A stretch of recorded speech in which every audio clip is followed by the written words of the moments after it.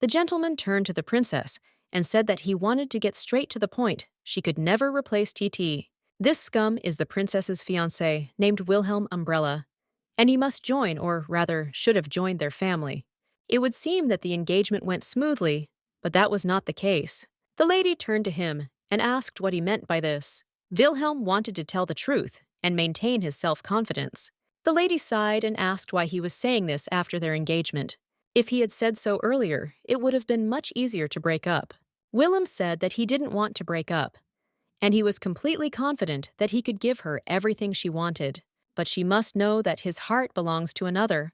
The princess had no idea what kind of nonsense she was listening to, so she turned to him. The lady noted that not only does he allow himself to be rude, being a model knight, but he also proudly declares that he wants to become Tatiana's lover. She couldn't believe he was willing to stoop so low. Willem noted that this was only a marriage of convenience. If she wanted, she could also have a lover, because he was not against it. The princess decided to find out whether Tatiana herself and her husband, the Archduke of Gloucester, were aware of his decision. The gentleman said that TT didn't suspect anything. It was just unrequited love. These words made the woman laugh. The princess asked if he had married her without thinking about the future, and now wants to become Tatiana's lover without her consent. In fact, this is a game world that was created a long time ago. The game's name is Her Men. The action takes place in an academy in a fantasy world. The person makes his choice and increases interest. It is a regular dating simulator with some heroes and different endings. The problem is that Karina Pioneer, who she possessed, is a minor character. The description said that she was much more beautiful and richer than Tatiana. But the reality was not like that. Thanks to the buff, the main character became beautiful, like a fairy, and everyone loved her. And Karina remained a puppet against whose background Tatiana looked even better. But until the original game ended, it was bearable. Karina just lived quietly, but the main problem is the relationship. He was her first boyfriend with whom they wanted to marry, even when they were in the womb. Duke Malfurion's son, Daniel. He was a handsome, kind, well-mannered young man who was a contender for the title of the game's protagonist. Then he said that he couldn't marry Karina. Daniel decided to go down this path. Tatiana hoped that this would not affect their friendship in any way. Tatiana chose the main character. The game ended. She will not be mentioned again in the original. But Karina was very much mistaken, because the owner of the Magic Tower, a candidate for the main characters, Raymond Carousel, came to her. He proposed that she become his girlfriend. This handsome guy was also one of the heroes. Karina thought that if Tatiana chose Daniel, then she could be with him, but he said that the real mistress of his heart is Tatiana. Tatiana approached Karina and noticed that Raymond had suddenly started flirting with her, and she was also shocked. It's all clear Tatiana is the main character. Even if she sits still, men will pounce on her like meat. It's not her fault, but the girl is still irritated by it. After that, she began to communicate only with secondary characters. And soon she fell in love with the eldest son of one of the ordinary viscounts. All this time, she could not settle down in this world, and he became the only one who made her happy. She had a real relationship and lived happily, but suddenly her boyfriend told her that he liked Tatiana. This broke her heart. In this world, even high-status, beautiful appearance and skills cannot compare to the title of the main heroine. It is completely unclear why Tatiana chose not the main character, but the Viscount's son. She had already begun to think that she was deliberately seducing her boyfriends, but it turned out that this man was from an ordinary family. He is the current emperor's half-brother, and the only member of the royal family to go missing. His name is Andrew Lovron Gloucester. Naturally, the main character will always be close to members of the imperial family. Almost immediately after their separation, she heard the news of the wedding with Tatiana. Now it's really the end, and the game was finished 3 years ago. Tatiana got married, and it turned out that now she will definitely not be mentioned. The girl thought that this time everything would be fine, but here she is again, stepping on the same rake. He said that it didn't matter what Tatiana felt, he would give her his whole soul. Karina asked again if he was really confirming that he was trash. She just threw her tea on his head. The lady noted that he would have to pay for everything he had said today. She was not going to tolerate it any longer. Karina sighed and remembered Wilhelm's words that she could never replace him with TT. The game ended 3 years ago, and she thought everything would be fine now. But she was stabbed in the back again, Everyone did not understand why she was constantly getting divorced. This was already her fourth divorce. They said that the woman was simply obsessed with men and did not understand how she was not ashamed to appear there at all. They were also made to think by the fact that the Archduke of Gloucester was so kind to her. Karina was simply disgusted by these conversations. She didn't want to come here either, but she had no other choice since her father had gone abroad. She felt very uncomfortable here, but suddenly she heard that very voice. It was Tatiana who called her. She noted that they had not seen each other for a long time. That's why I wanted to ask how Karina was doing. They often met at the academy, and now Tatiana has already forgotten what Karina looks like. She also noted that Lord William told her that they were married. Tatiana didn't understand at all why Karina didn't share this with her, because they were best friends. Karina didn't consider her a friend. Tatiana noted that she shouldn't be afraid, because she wouldn't take him away from her, because she was already married. After that, she noted that it was just a joke. Again, people began to wonder why the Archduke is so nice, even though he has a warm relationship with Princess Karina. But they are completely different.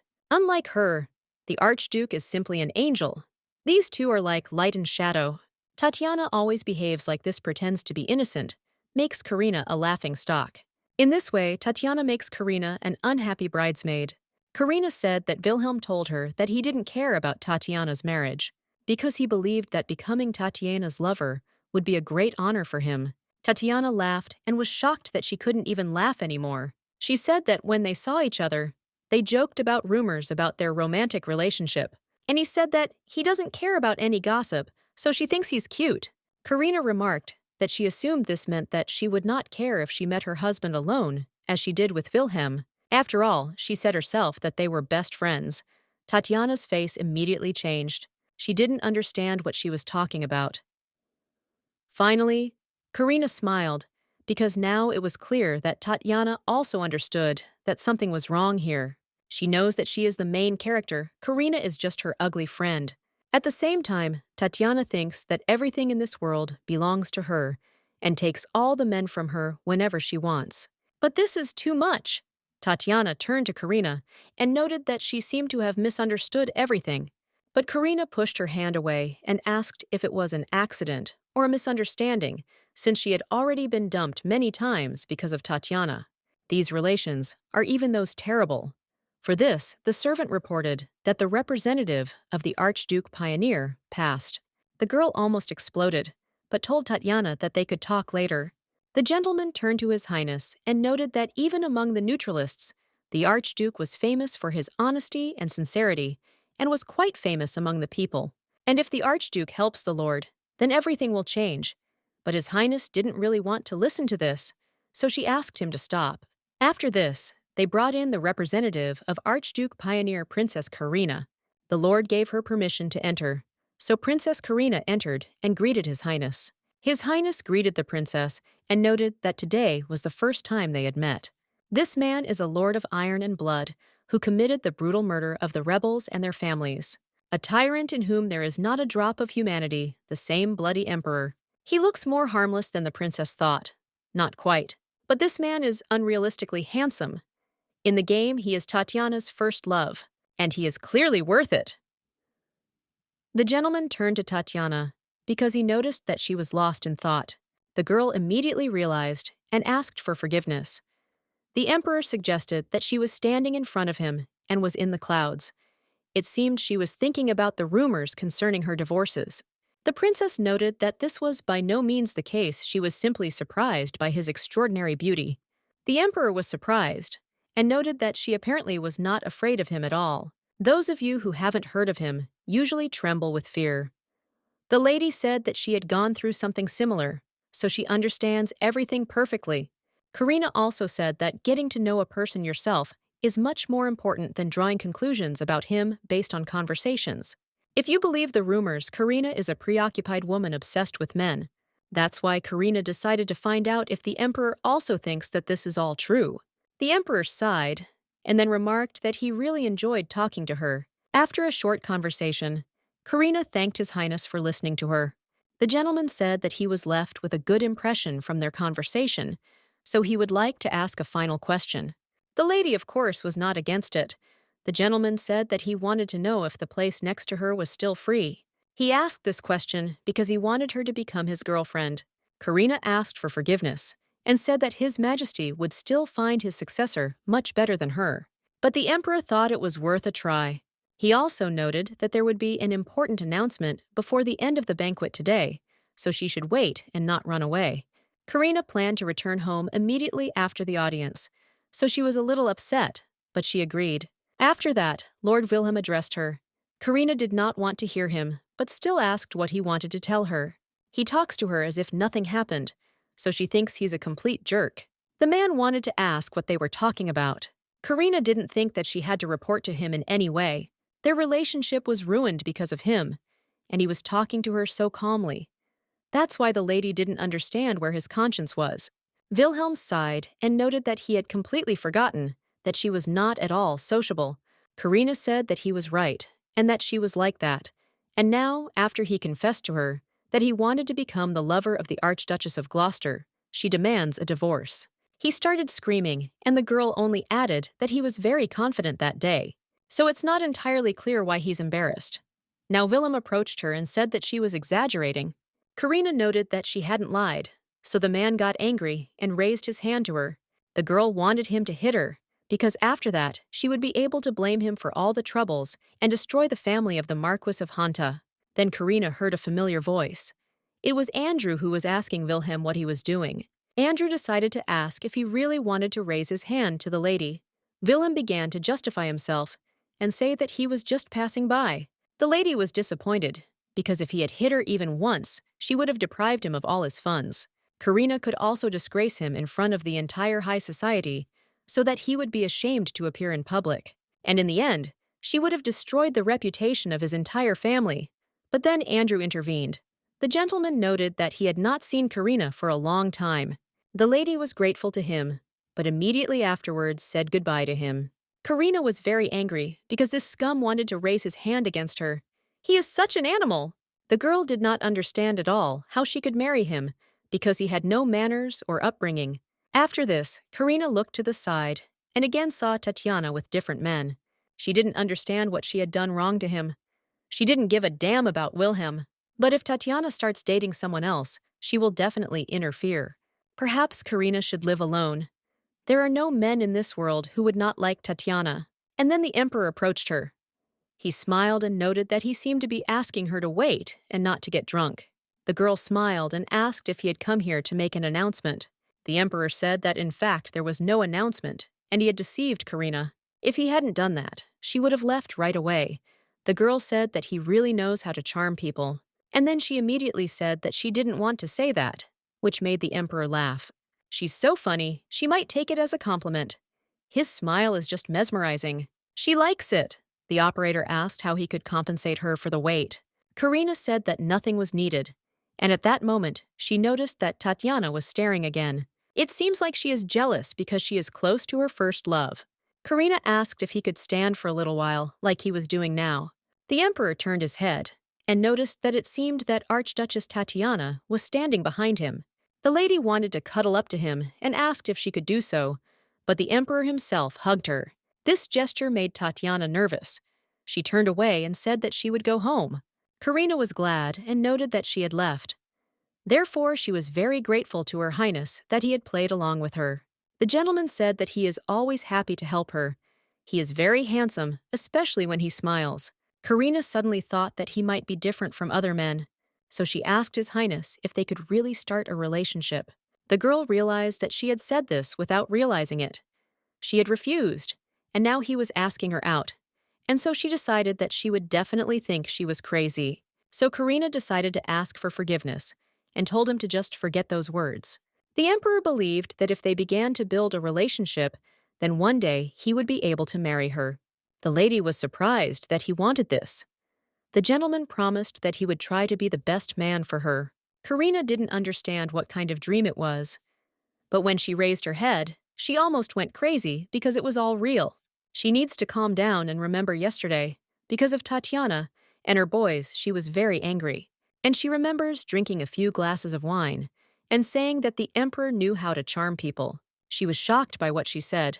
She also didn't understand why her heart was fluttering so much. Karina couldn't believe that she actually proposed to His Majesty to start a relationship. That's why the lady thought she was just crazy. The servant told her that the emperor hoped that she would like all these gifts. He also said that the emperor had given her a letter and that she would soon be sent an official invitation to the palace. The girl realized that she needed to do something about it. In the letter, the emperor wrote that he hoped that her opinion would not change overnight. From Aster Lerieux, Gracia. Karina realized that there would be trouble if she said that she had changed her mind. She imagined him telling her that she wasn't even the main character, so he didn't understand how she dared to play with him. Everyone will start talking about how Princess Karina seduced His Majesty, even got to the emperor, so the rumors were not lying. Tatiana will say that she is a fool because in this world she is the main character, not Karina. But then she came out of her thoughts because someone called the mistress, the maid was calling her to look at it. She held in her hands the Florian canvas that the Archduchess of Gloucester had wanted so much but had been unable to obtain. The lady was shocked. She also noticed that she liked all these gifts. The servant said that only members of the imperial family could buy this perfume. Therefore, they assured the lady that she clearly pleased His Majesty very much. Lily, who was Karina's personal servant, was very happy. She said that her mistress was simply better and praised the princess. If Tatiana had seen this, she would have burned with jealousy and anger. After this, their father stopped visiting them, and Karina did not understand why he returned so early, and suddenly, the gentleman shouted for Karina Pioneer to come to his office immediately. Archduke Pioneer, Karina's father. The girl did not understand what was going on here. Her father noted that the seal on all those things belonged to the imperial family, so he had to find out what she had done that made her receive gifts from them. Karina is not a free lady, so he wants to know what she is thinking. She should be ashamed in front of Wilhelms. Karina turned to her father and said that she really had something to say. She wants to divorce Kant. At first, my father was not surprised by these words because he did not expect to hear this. But when he realized, he kept asking what she was talking about. Karina said that he heard her correctly, and she is demanding a divorce. Father knew that she would not do this without a good reason, so he wanted to know what was going on. He didn't want to think that it was because of the Archduchess again. Karina confirmed it. Lord Wilhelm said that he wanted to become her lover. The father was beside himself and did not understand how he dared to do this to the family of the Archduke Pioneer. He promised to make a garden scarecrow out of him. The father was very angry because he thought that this man was adequate. It seems that this is all because of him. Father began to say that Marquis Haunt would give her from head to toe, so there was no need to worry. And if she wanted anything as compensation, she should say so here. In that case, the lady decided to inquire about Wilhelm Island. The father was surprised because he thought it was an abandoned area. Karina said that it was for now, but using the salt from these islands, they could open a perfume factory. Before the move, she really liked this game. Karina saw the endings of all the main characters, and she liked the ending with Wilhelm the most. The island of Sazban, which belonged to him, was located in a place where no man had ever set foot. From the salts of the sea that washed the island, absolutely any aroma could be made. They could also be used as bath products.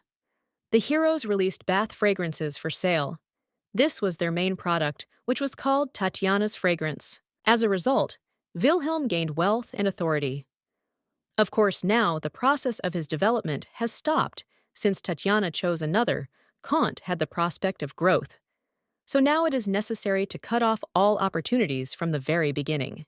Building a successful business on the seized lands will be very problematic for Wilhelm. The father agreed and said that their family had a lot of money, so she could do whatever she wanted.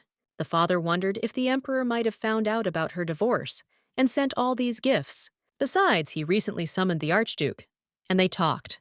The gentleman said that if she liked the emperor, then he would not be against it. On the outside, he really does seem like a good boy.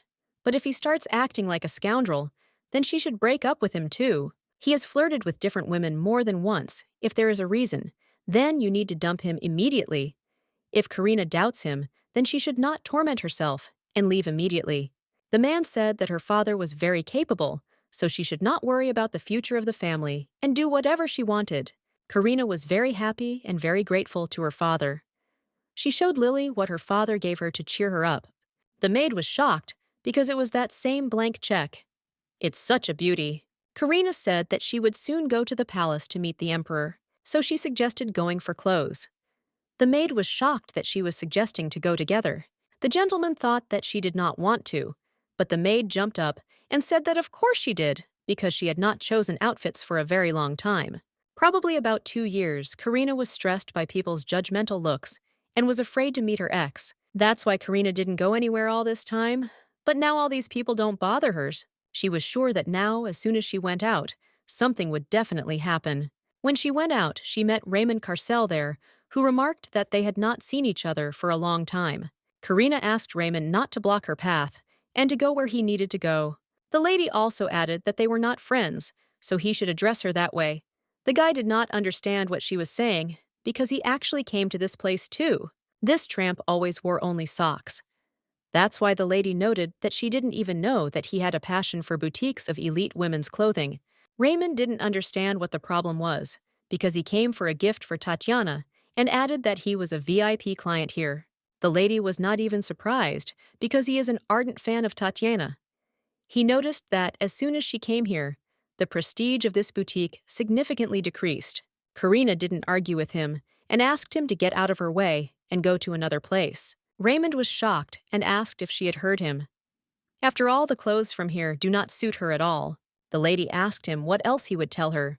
He must stop these childish cries because he is no longer a child. So the lady told Lily to go with her, but the gentleman did not agree with this and asked her to stop. Raymond started saying that she was a useless girl. Lily didn't understand at all that he was allowing himself to do such a thing. The mistress told the maid that there was no need to do anything.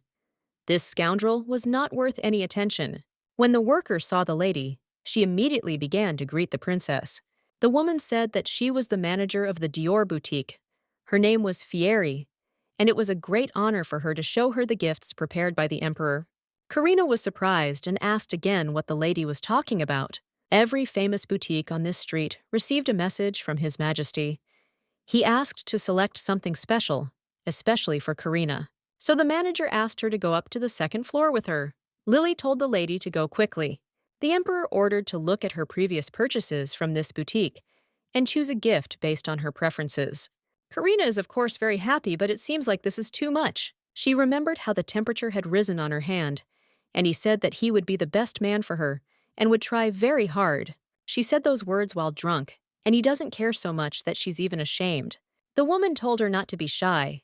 She could look around here, and if she needed anything, she could call her. The maid said that she had found the most suitable outfits for her, so she asked to try them on as soon as possible. Lily said that the emperor seemed to be head over heels in love with her, so much so that he chose the best outfits. And then the lady noticed that time had frozen. She knew that it was clearly Raymond. The man was surprised that she had guessed. Karina noted that he was the only one who used time magic so openly. The man noticed that she had become very picky, or that she had been hiding her true character all this time. Karina noted that they had been in a relationship for only 6 months, and he speaks as if he knows her better than anyone. Of course she doesn't know herself, so he decided to tell her. Raymond said that compared to Tatiana, Karina is just a worthless girl. Karina turned to Raymond and said that she also wanted to tell him something. It was a pity for him because he was running after a married woman. Oh, and he's also a loser, giving Tatiana all the money from the magic tower. A dog who pretends to be a lover if nothing else is said. Then she asks him to leave her because she has no time for him. Raymond got angry and said that she was acting as if she had already become an empress. He made it so that Karina couldn't move at all. Repair ordered her to kneel and beg for forgiveness. But the lady did not agree to this because here I am, his academy. This is an island. If he uses a little more magic, the other wizards will immediately arrest him. Even though he is the owner of the tower, he will sit locked up there for the rest of his days. Raymond was very surprised and said that she had really changed a lot. But Karina didn't agree with this because she had always been like this. He just didn't want to see the real her.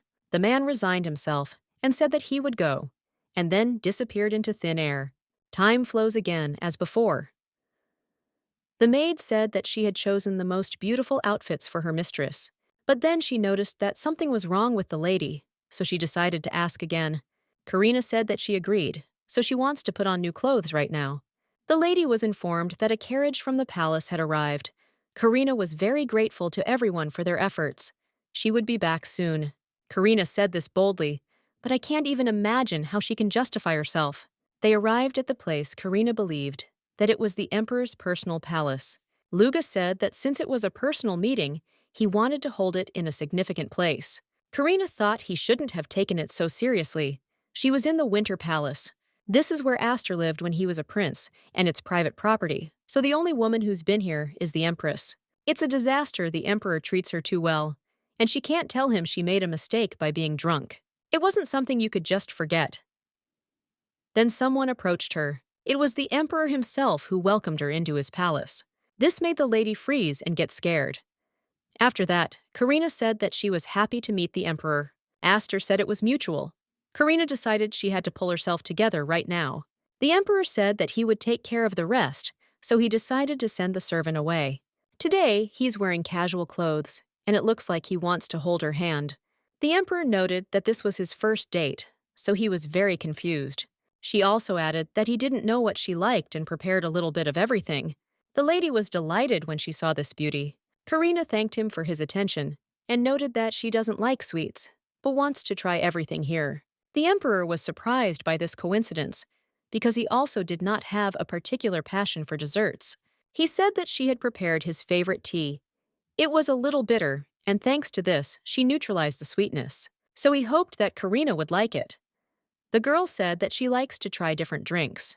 The emperor was surprised and decided to ask if it was really only alcohol that was so bad. The lady got scared and said that it just happened that day, and that she was not usually like that. She just got very drunk. She asked for forgiveness for her rude behavior, and added that she was very ashamed.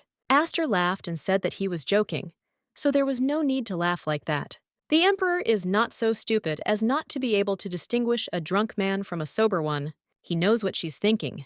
She probably woke up this morning and started worrying about her family's reputation and stuff like that. Karina said that she wanted to ask him for forgiveness, but he believed that there was nothing to apologize for. However, he hopes that she has not changed her mind about their relationship. If she wants, they don't have to get married, they just have to continue dating. The emperor, of course, really wants to do everything in a big way. In this world where the main character decides everything, Aster turned out to be the biggest victim. Because everyone's favorite, Tatiana, got married, the imperial power was completely focused on him. Aster was the emperor, but had no influence to keep the title. He decided to destroy all the rebellious aristocrats. After this, the people nicknamed him the Emperor, sitting on the bloody throne. He is a very famous person throughout the state, and marrying the daughter of Archduke Pioneer will help protect his image. Even though she was drunk and made a mistake, he was still nice to her. So Karina decided to think about what she really wanted. Aster told her not to bother her head. In fact, he wants to be with her if she takes his side. Then Archduke Pioneer can become his ally. He will help her take revenge on Tatiana. So this is a good offer. The lady sighed and realized that he knew afterwards what was happening between her and the Archduchess. The emperor confirmed this and added that they were, after all, very famous in the empire. He thought she was too kind, because he remained friends with her even after what she did. But that day, her eyes were filled with the desire for revenge. Therefore, the emperor was sure that he was right. The lady said that he was absolutely right, and she wanted to take revenge on Tatiana and all her exes. Otherwise, she will feel like a naive fool, but she does not want to cause problems for the emperor. After all, it's only between her and Tatiana. That's why, immediately after that, the author began to believe that she was against him supporting her. Aster wants her to use his help today. She is not drunk, so he wants to ask again. He swore before Karina, the title of emperor, that both politically and spiritually he would always be on her side. So he invites her to become his companion. In that case, she will do everything possible to become his favorite girl. Aster added that it is mutual. Already in the evening, the lady turned to the maid and noted that it turned out that she and the emperor had a lot in common. They don't like sweets. They don't like crowded places. Lily said that she already approves of the emperor because she thought he was the best of all the men her mistress had ever had. Karina was grateful because she felt better after the maid's words. Lily was surprised that he was still there. The lady didn't understand what he was talking about, so Lily told her to look. This is a bracelet that Karina bought when she was 10 years old. Karina was surprised this was her first dark story again, but she asked what it was. Her first dark story is Daniel, who told her that he couldn't marry her. She remembered how he joyfully ran to her and Tatiana and said that he had a gift for them. Tatiana was very grateful. He had been Karina's fiancé since infancy, and once gave them identical things under the pretext of friendship. Even as a child, it seemed to her that Daniel liked Tatiana. At that time, the abuse was still going on, and she was very unhappy about it. The maid asked what was wrong with the mistress. Karina noted that she thought she saw something flashing here. Perhaps she imagined it, or perhaps it was some kind of cursed bracelet. The maid told her to give this bracelet to her quickly, because she would burn this bracelet so that if yes, there would be none left. But Karina didn't agree. I didn't understand where Lily got this from. The girl said that it was all from science fiction novels. She decided to leave it, just in case. The father was very angry with his son and asked what he had done. Not only did she file for divorce, she is also demanding division of property. He asked why he decided that he was the Archduchess's lover. The guy began to say that they were not in such a relationship, and Princess Karina was mistaken. Father asked if he thought he didn't know that the Archduchess was his first love. Tatiana got married, he still runs after her and does similar things. Wilhelm tried to explain that it was a misunderstanding, and the princess saw that he and Tatiana were very close. He named her Titi, so the father became even more furious and hit William in the face. He asked if he knew how much trouble the feud with the Pioneer family would cause, so he served immediately to go and apologize. Father did not even listen to him and threw him out the door. Wilhelm was only sincere in his feelings. It would have been better if he had simply lied. He and Tatiana had a rather strange relationship for a long time. More than friends, she less than lovers. Of course, it was unrequited love. If he had let her go, it would have been over. So after she got married, Willem tried to forget everything. After that, he met Princess Karina and considered her very rude, because Tatiana would have greeted him with a sweet smile. Wilhelm married Karina only for the sake of family and success. However, the wedding took place without them ever seeing each other again. And after the engagement, Tatiana contacted him, and he immediately ran to the meeting. The girl noted that they hadn't seen each other for a long time, and he thought that she was like a fairy. They met after a long time, and she was still beautiful. She said that if he got married, they would be able to see each other more often. They would both be married, and there would be no questions. Tatiana hoped that he understood what she was talking about. And then he realized that Tatiana wanted him to become her lover. That's what he thought. As soon as the relationship with Karina worsened, Tatiana stopped communicating with him. They were in a working marriage, and he hoped that his wife would understand. She did not suspect that she was so jealous of Tatiana. Therefore, Wilhelm decided that he must not allow the divorce. The maid asked the lady if she really wanted to open her own business, and Karina confirmed it. Soon, Sabin Island will belong to her, and she will use it. She will no longer trust men and get married. Karina came to distract herself and focus on work, when she is grateful to the temperature for wanting to take her side. Well, for now, she can't rely on him, so it's better to just keep dating him. The mistress asked how her maid liked this perfume.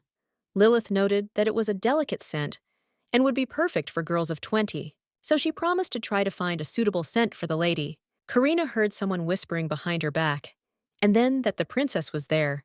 They say that she recently got divorced again, but she looks very good. Now she's running after the emperor. It's so horrible just recently. She was with another man. Who knows, maybe she was dating two at the same time. This world is just terrible. Everyone praises Tatiana and hates Karina. Lily told her not to pay attention, because they were just jealous of the princess. In Ukraine, it doesn't matter. It's not the first time, and not even the second. Every time Karina pretends that she doesn't know anything and ignores them. She says she's tired of all this and keeps stepping on the same rake again.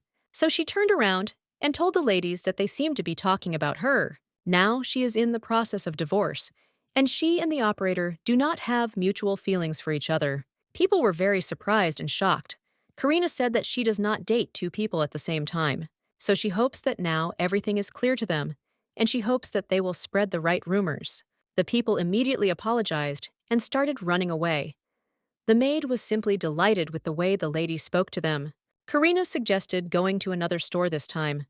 The maid was surprised when she heard her name. Karina said that she heard that it is becoming more popular lately. In fact, it is a very good place for her business. Tatiana was very surprised when she met Karina. She immediately greeted the girl and noted that she did not expect to see her here. Tatiana is the same. Her husband noticed that Tatiana greeted her, so Karina should respond. This is Karina's childhood friend and her first ex-boyfriend, Daniel Malfurion. The lady asked her maid to just wait a little. She also asked Lily not to let anyone in. The maid promised if Duke Malfurion or Archduchess of Gloucester began to put pressure on her, she must call for a maid. And then Lily would hit them on the head under their noses. The mistress thought that her maid was simply crazy. That's why she said she would be careful so that this doesn't happen. The lady asked what she wanted to ask her about. Tatiana wanted to know if the rumors were true. After all, they say that she has already reached the emperor. Karina asked her what it meant to get there, and then suggested that she forget about it, and decided to find out what difference it made to her. They don't really talk to each other, so it's unclear why Tatiana is so interested. Karina thought that Tatiana felt strange because she couldn't take him away from her. Tatiana asked what she was talking about because she was simply worried that she had misunderstood her and Wilhelm. Karina asked again if she really said that she had misunderstood. The lady stood up and said that if a married woman appeared with another man, everyone would consider her a loose woman. Daniel Malfurion. Because they are childhood friends, he continues to act like a puppy dog around her even after her wedding. The first scumbag who betrayed her and left a wound in her heart. He said that he liked Tatiana. And anyway, their marriage was a sham, so he couldn't marry her. And then he and Tatiana said that there was nothing wrong with that because they were friends. Karina said that in any case, she wants Tatiana to stop pestering the emperor and asking about her relationship. Tatiana was very surprised when she learned that Karina called the emperor by name. Karina apologized and said that she calls him that when they are alone, but it has already become a habit. Even though it's a lie, she's glad she said it. And anyway, since she came out like that, she wants to say that she doesn't care whether they consider her a friend or not. For her, they are not friends at all. So they were immediately surprised, and Tatiana asked what she was talking about. Karina asked what they did. When the dirty rumors started, Daniel was more interested in Tatiana than in her, even though Karina needed help. Rumors had it that she was so obsessed with sweet Daniel that he quickly got tired of her. And when he came to the academy, he expressed complete indifference in response. Daniel wanted to ask for forgiveness, but Tatiana shouted that they were still friends. That's why I extended my hand to Karina and suggested that they make peace. Karina shouted at her to stop talking nonsense and pushed her away. Tatiana was very upset because her bracelet was damaged. Karina realized that this was the jewelry that Daniel gave them when they were 10. Daniel told Tatiana that everything was fine because he could buy her a new one. But Tatiana didn't agree because she only needed this one. Karina was shocked that she was still wearing this old thing. Tatiana was collecting beads and said that it was too much. After that, she ran out of the room. Daniel tried to stop her and asked her to wait for him. After this, a maid entered the room and wanted to say that they were crossing all boundaries. Karina asked if she really had been eavesdropping on them. Lily noted that she had to restrain herself as the lady was worried. If they had said a word, Lily would have dealt with them. Karina laughed and noted that Lily was the only one on her side. The maid thought what a shame it was and was very curious about what was wrong with those two. Karina said that she had no idea and was very glad that she didn't marry him. While Karina was drinking tea, she noticed some strange sounds. She noticed a bead that had fallen from Tatiana's torn bracelet. Karina noticed that the level of sympathy was visible above the characters. Karina remembers that the same interface was in the original game. As soon as I touched this bead, a window appeared. Then Tatiana burst into the room and asked what was in her hand. Karina turned to the maid, and she was immediately ready with a tray. But the lady was not about this and asked her to leave them, and also not to let anyone down. Karina said that it hurts, so she asks Tatiana to remove her hand. Tatiana told her to give this bead to her then, because it belongs to her. Karina asked if she was really talking about this bead, and then raised it up. The girl noted that now it was her turn to take things from Tatiana. She thought they could share absolutely everything with each other. But Tatiana told her not to talk nonsense, and to give it to her. After this, the lady gave this bead to her, and said that she did not need someone else's, because she was not Tatiana. The girl asked in horror if she really saw it. Karina asked if she was talking about the girl crying outside the window. Tatiana noted that since she hadn't seen it, everything was fine. Karina asked if she was talking about those numbers above Daniel's head. It looks like she's been seducing her exes with the bracelet all this time. Each of her engagements fell through because of Tatiana. For her, it's just a game. Tatiana said that it is not so. Well, Karina noted that she is funny because she acted like that all this time, and now she dares to be jealous of Astor's. Tatiana began to say that it was because the Emperor was special, and her feelings for him were too. Karina had a sense of déjà vu because she had only heard such nonsense from her ex-husband. She didn't understand what it was, she wasn't married, and all the main characters were in her hands, so it was unclear what else she needed. She noticed that Daniel was eavesdropping on them, so she decided to try to provoke him. She asked Tatiana if her words meant that her feelings for the Emperor were sincere. Well, it looks like Tatiana is missing 3 men besides her husband.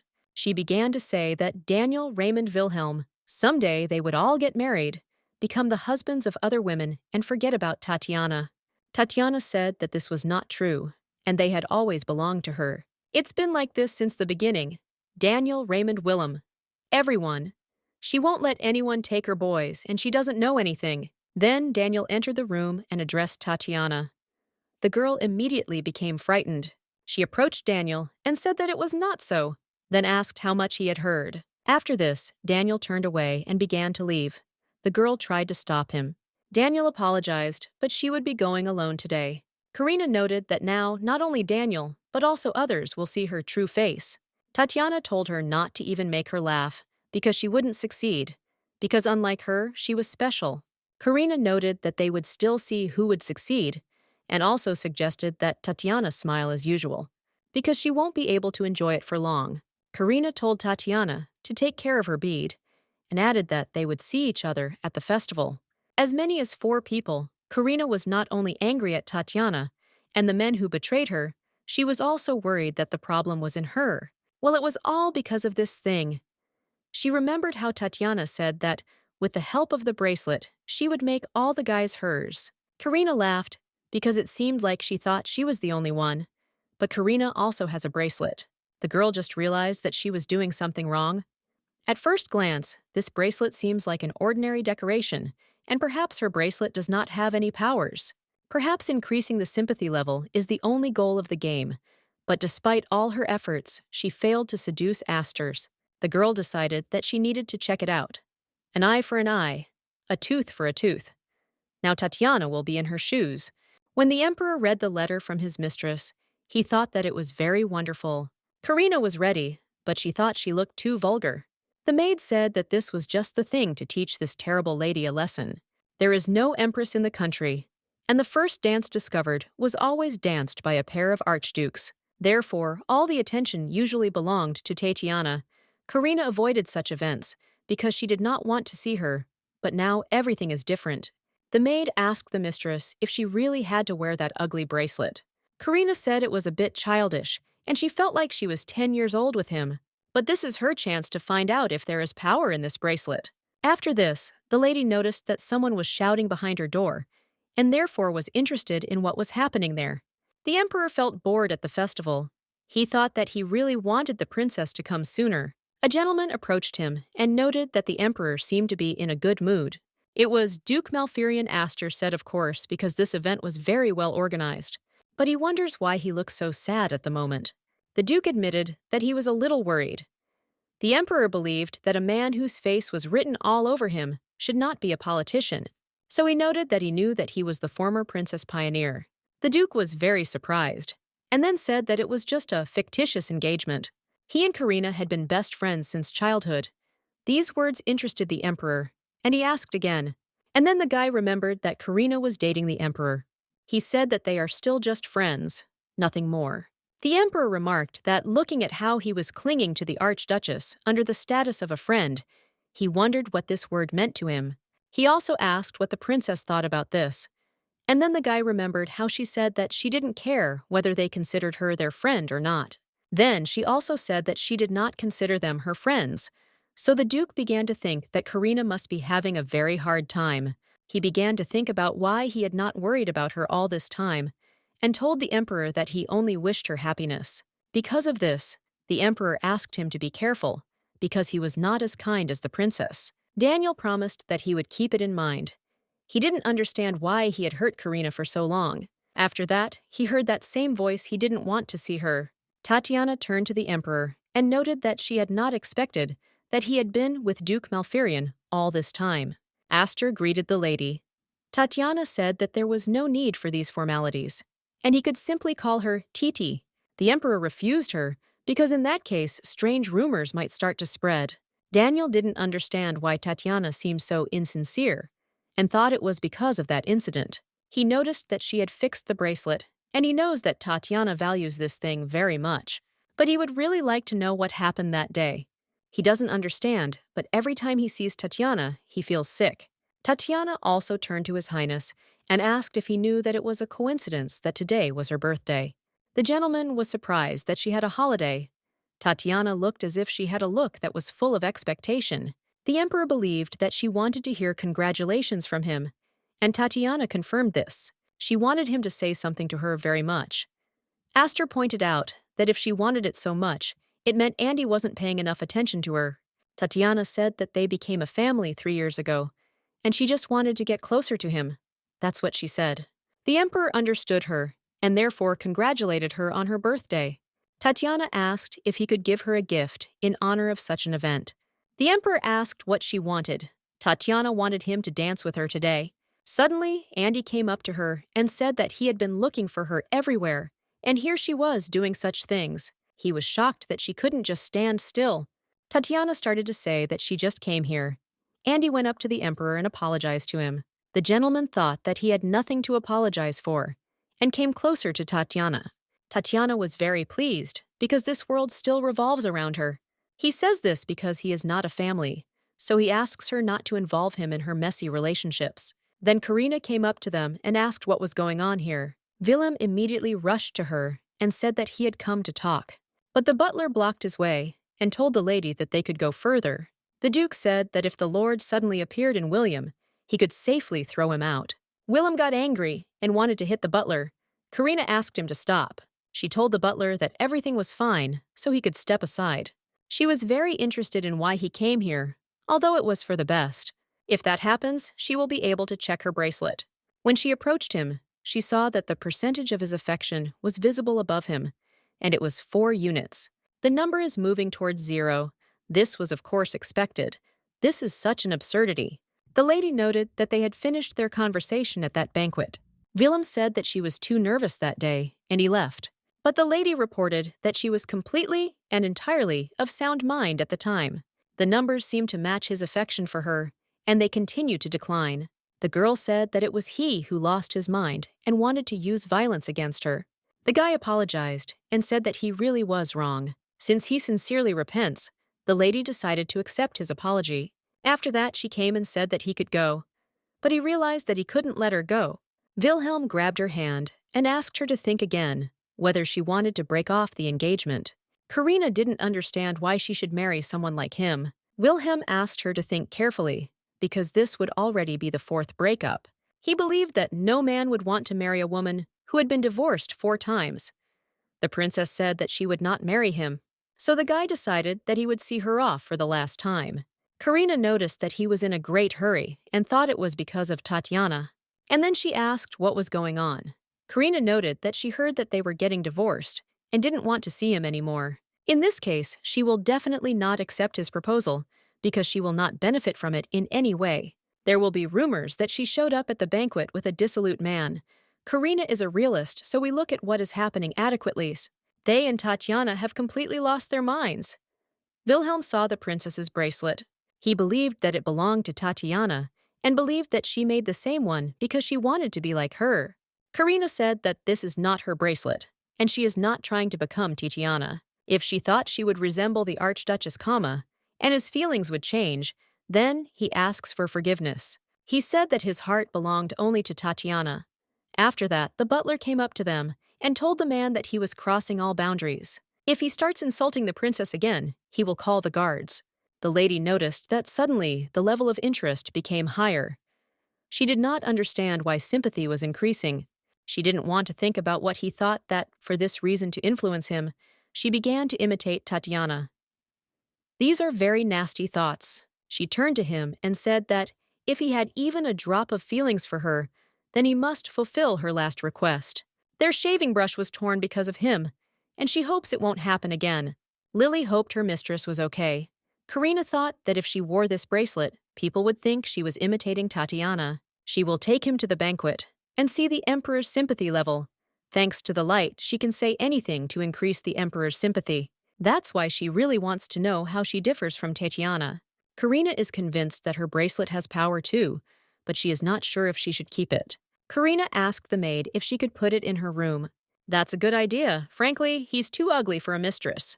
At the palace, Karina decided that she should not lose heart. After this, Princess Pioneer entered and was introduced. Karina noticed that there was a very strange atmosphere here. For some reason, her first husband is kinda sad. Tatiana and Andy are also strange. They seem to have had a fight. The Emperor greeted Karina. The lady noted that they had not seen each other for a long time. Now she knew what it was like when someone was happy to see her. The lady noted that he seemed to be in a good mood. The Emperor coughed and said that something interesting had happened before she arrived. Karina asked again what he was talking about, and then he whispered it into her ear. He whispered that Tatiana said that today was her birthday and asked him to dance his first slow dance with her. The Emperor thanked everyone present at today's festival. He also hoped that today they would forget about hard work and have a good rest. Karina had no idea what Tatiana was thinking about. It seemed she really did think that all men belonged to her. She thought that perhaps Tatiana had also come here from the real world. But if she had known the original plot, she wouldn't have been so fixated on Cater, who is no different from the others. If you think about it, Karina thought all this time that Tatiana was just the main character of the game, but never tried to get to know her better. It really does have the power to surprise people. She wondered how she could offer the Emperor the first dance when her husband was right next to her. Tatiana also lied that it was her birthday today. After this, the Emperor turned to her and barely brought her out of her thoughts. Karina answered him immediately, but she was very scared because she didn't expect this. The Emperor asked if she could dance the first dance with him. They danced, and during this, the Emperor asked what she was thinking about. And then she got scared when she heard his voice. Karina said that she thought there that he told her. The girl could not understand the Archduchess and did not understand what she was allowing herself to do. The gentleman noted that today he wanted her to just focus on him because he was very jealous. Karina asked for forgiveness and said that she didn't do it on purpose. The Emperor knew about this, so he informed her and noted that now she could simply enjoy their dance. Karina thought that no one was discussing her today, but it looks like it started again. She was wondering what rumors would be spread about them now, but suddenly she heard that they were saying that, for some reason, they were very beautiful. The girls talked about how they really suited each other, as if they were looking at a painting. For the first time, Karina is happy that people are whispering about her, and she is about to cry. Karina said that her father told her that he would be here today, and asked her to come to him. But he went somewhere. Perhaps he is now with the mistress of the magic tower. Karina was very scared, because her mother was here too. Aster was surprised and asked why she was so scared. He thought that it was normal for the mistress of the magic tower to attend a banquet. The mistress remarked that he simply didn't know much, and she still couldn't forget the day she graduated from the academy. After that, the girl said that now was not the time to think about it. She needed to find her mother before trouble happened. Well, after that, she noticed that her mother had already grabbed Tatiana by the hair and was asking how she dared to wag her tail in front of her daughter's partner. Andy asked her to stop because she was his wife. The woman screamed that since she was his wife, he should look after her as he should. She doesn't understand how pathetic a man must be to have his wife hanging around other people. Karina called her mother and asked what she was doing there. After that, her mother immediately calmed down. The woman was happy when she saw her daughter. She was shocked that she also came to the banquet. Karina pulled her by the hand and said that they needed to talk because this was not a magic tower for her. My mother said that she flirts with every man she comes across, and if she doesn't understand words, then she needs to be taught a lesson with her fists. The mother was angry when she heard the news about her daughter. Karina said that she should just leave her alone. Probably the father was afraid that the mother would be angry and ran away. All because he is very afraid of her mother. Karina asked if she would go back to the magic tower today, and her mother said that she didn't know. And she hadn't been here for so long, so she wanted to stay a little longer. Karina decided to find out where she wanted to stay. Mother said she wanted to stay in her house. Karina was shocked with you that she wanted to stay near her father. The woman said that this was her home, and she didn't understand why she should even live somewhere else. Father tried so hard to escape, she would still run into Mother at home. He really didn't want to hear her screams. Mother was very angry because Father constantly introduces her to all sorts of idiots and said that if he just caught her eye, she would turn him into a piece of shit. Mother said so, and told him she later noted that she herself could tell about it. After this, the emperor approached them and noted that they had not seen the mistress of the tower for a long time. The woman was very surprised when she saw the emperor, after which she began to examine him. She asked what she was doing, since he was the emperor. Astor noted that he knew that the lady was very worried, but he assured her that she had nothing to worry about, because he is a very nice guy. The woman decided that this meant that he liked her daughter. The emperor confirmed this. Already in the evening, the mother said goodbye to her beautiful daughter and wished her a good date, and said that they would see each other later. Karina asked for forgiveness and said that her mother was simply a special person.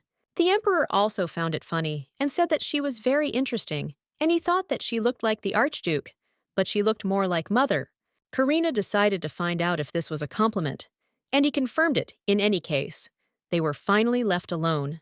Today, the emperor was waiting for just this moment. Tatiana was sitting in the restroom and crying very bitterly. She didn't understand at all how they could do this to her.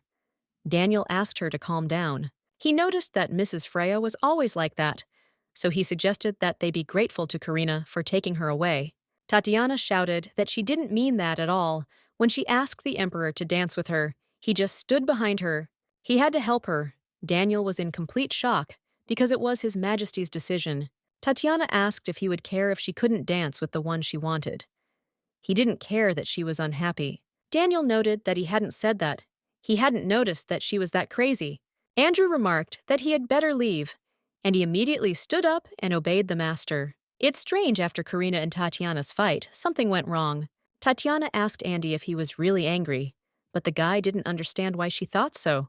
The girl said that it was because she wanted to dance the first dance with the emperor. Andrew said no, because he didn't even seem like the type to care who she danced with. The girl realized that something was wrong with her bracelet lately. She sees the level of sympathy very blurry. Andrew approached her and said that he didn't care, and asked her to remember one thing. If she doesn't keep her promise, it will be all over.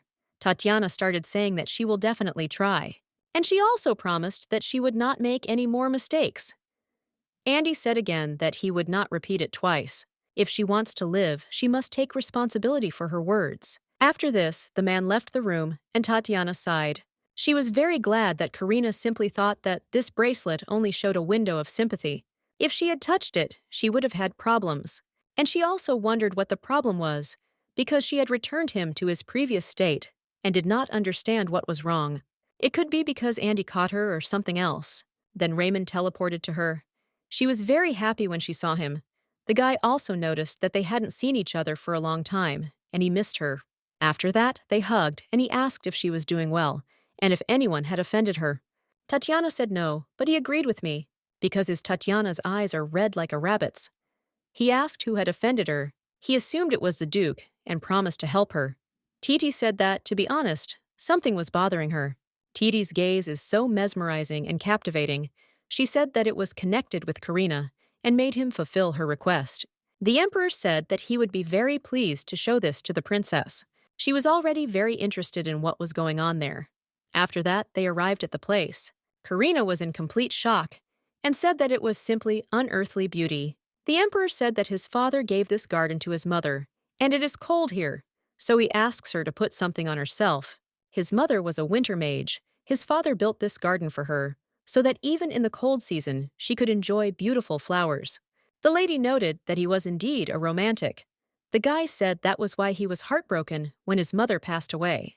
Karina remembered that the Empress died when Astor was 1 year old. He said that because he was born a summer mage, and his energy was different from his mother's, it was very weak. And then the poisoning incident happened. The poison shouldn't have affected her at all. Well, for a weakened body, it was a huge blow, and she gave birth to him and died less than a year later.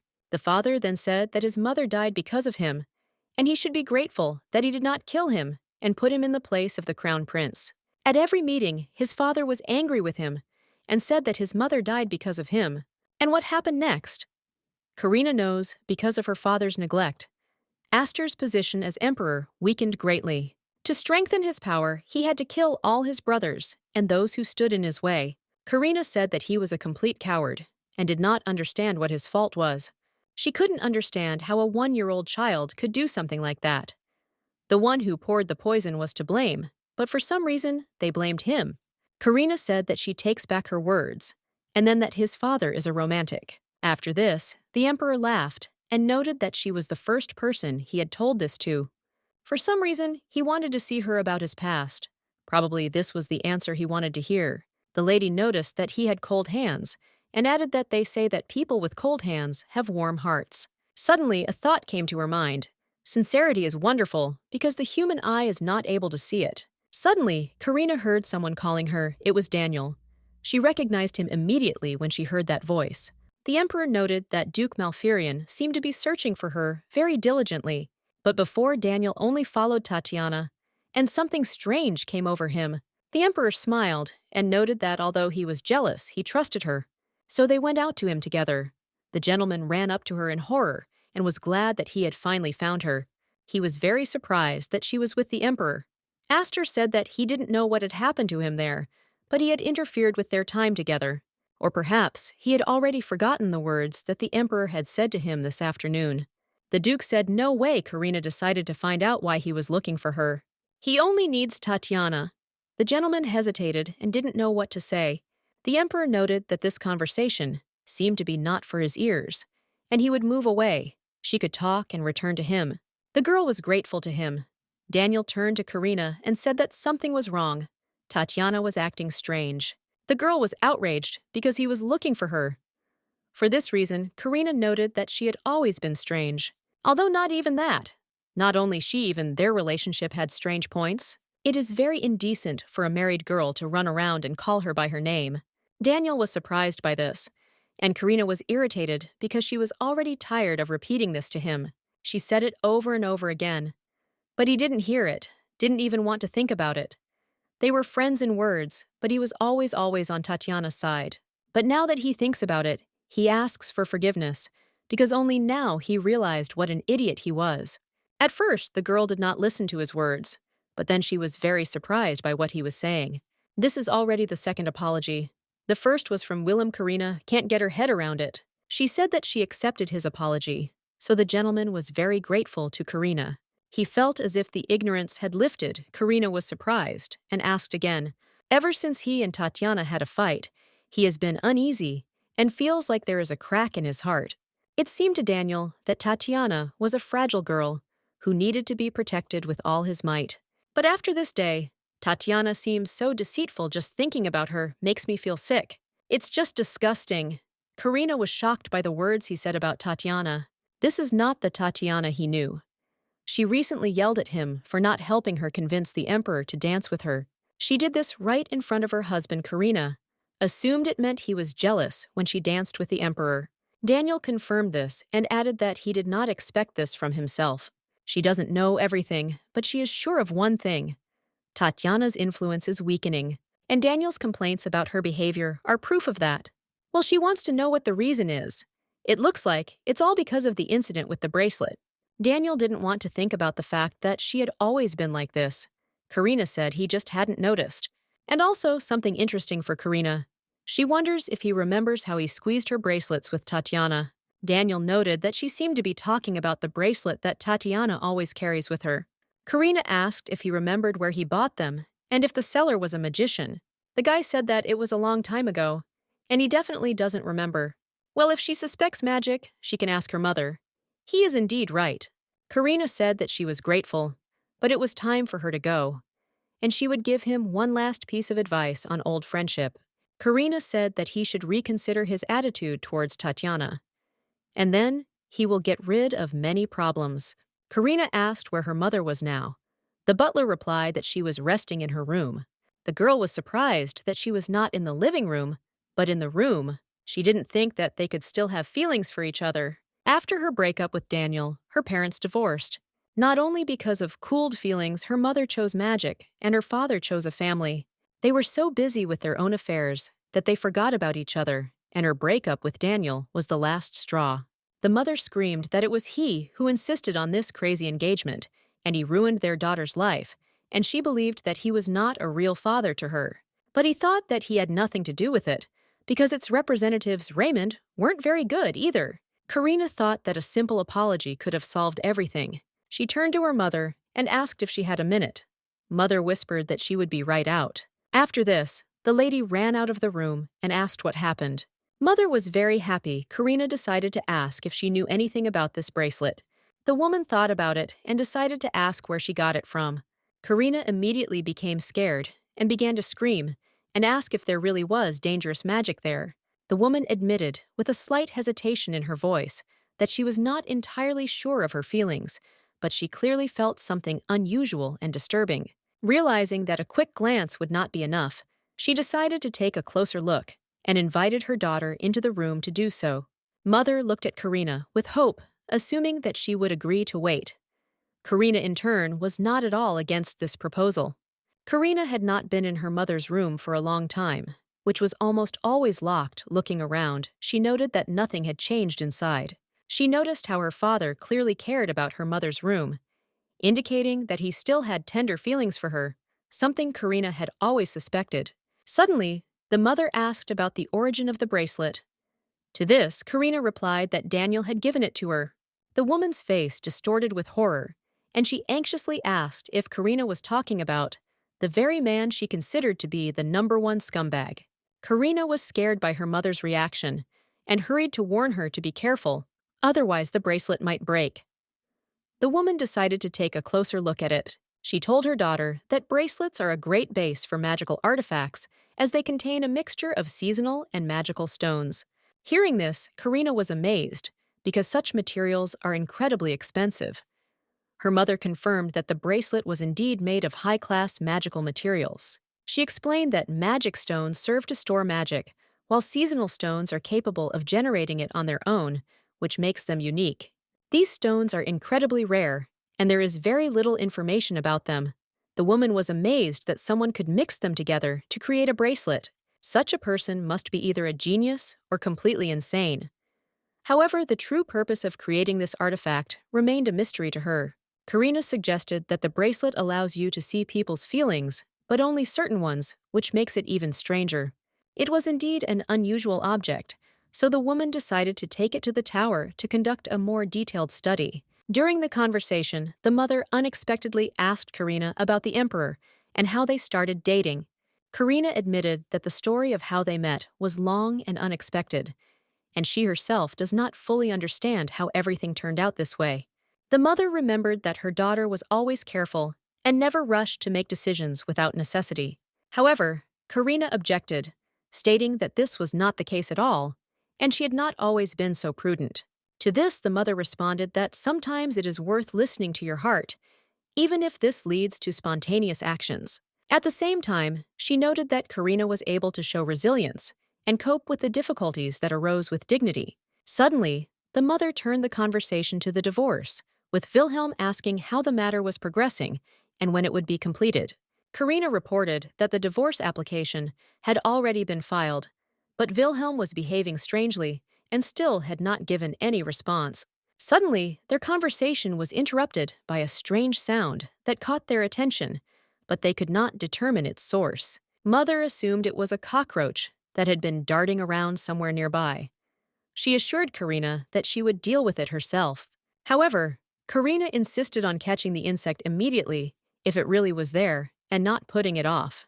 Karina was about to kill the cockroach, but suddenly heard it begin to make sounds similar to a human voice. It turned out that it was the father, who suddenly confessed that he was that very cockroach, which left Karina in real shock. His mother screamed at him, indignant, that he had hidden so poorly and was unable to avoid detection. The father, on the contrary, claimed that he had hidden himself quite well, but the mention of Wilhelm's name forced him to give himself away. Despite all this, he tried to calm everyone down, saying that there was no longer any reason to worry. However, Karina still did not understand what exactly her father was doing here and why he was hiding at all. The mother assured her daughter that she could rely on them in matters concerning Daniel and people like him. They were ready to deal with it themselves. Meanwhile, the Duke and the mistress of the Magic Tower discussed the difficulties associated with Duke Wilhelm and his parents. Wilhelm's parents, the Marquis and his wife, reported that the divorce petition had been sent, but no response had been received from them. The Marquis spoke with concern about the fact that their son had changed a lot recently, which caused them concern. He also mentioned that Wilhelm had recently apologized to the princess for his actions. The Duke demanded clarification as to whether this was indeed the case. The Duke noted that his butlers were giving completely different information, so he decided to call Wilhelm to hear an explanation. Soon, Wilhelm came at his father's invitation. The Duke expressed his satisfaction that he had finally appeared. William greeted the Duke and the mistress of the tower, expressing the hope that everything would go without unnecessary complications. But the Duke said that things were not going as well as they would have liked, and he knew who was the cause of it. The Marquis turned to his son, reminding him that he had gone to ask the princess for forgiveness. This was an important step. Wilhelm recalled how the servants blocked his way, and the princess refused to speak to him, which left him confused and angry. However, he firmly believed that he was acting out of pure love. For him, true love required decisive action. He believed that the virtue of a knight lies in uncompromising loyalty to his feelings and the desire to be with his beloved woman Tatiana. Wilhelm admitted that he had apologized to the princess, but she insisted on a divorce. He acknowledged his mistakes and expressed regret. Wilhelm's parents insisted that they were against the divorce from the princess, asking the Duke to reconsider this decision. However, Karina's mother sharply asked Wilhelm what he meant by wanting to become the Archduchess's lover.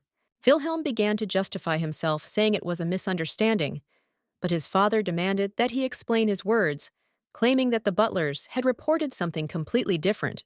He denied the accusations, claiming he had never said such words. Then the tower's mistress offered to teleport to their estate to check. All those present were invited to go with them. Wilhelm was shocked and repeated the question, not believing what was happening. The tower's mistress explained that magic would allow one to restore memories and find out who is telling the truth and who is lying. Despite Wilhelm's protests, his parents agreed, confident in their son's honesty. They decided to set out immediately. It was the perfect moment to find out the whole truth. They instantly teleported to the Duke's estate. Lena turned to Wilhelm and said that she knew why he came here, and it seems he is ready to swear by his title. And part of the night, William's parents whispered to each other with a sheet of paper that their son could not lie. The Marquis couldn't believe it. He had many doubts his son definitely wouldn't recruit them. Wilhelm thought he had done nothing wrong to me. He was just trying to apologize. That's why he said he was ready, and that's why she asked the owner of the tower to test him, so he would go with her. She was very glad to see the truth. She asked him to be patient, because it might turn his head a little. After that, they saw all these scenes, and the Marquise and her husband did not understand why they were seeing this. They asked their son how it happened. The boy said that he couldn't have been so rude, and said that he didn't remember anything like that. The woman approached him and asked if he wanted to say that her magic was lying. The Marquis suggested just in case.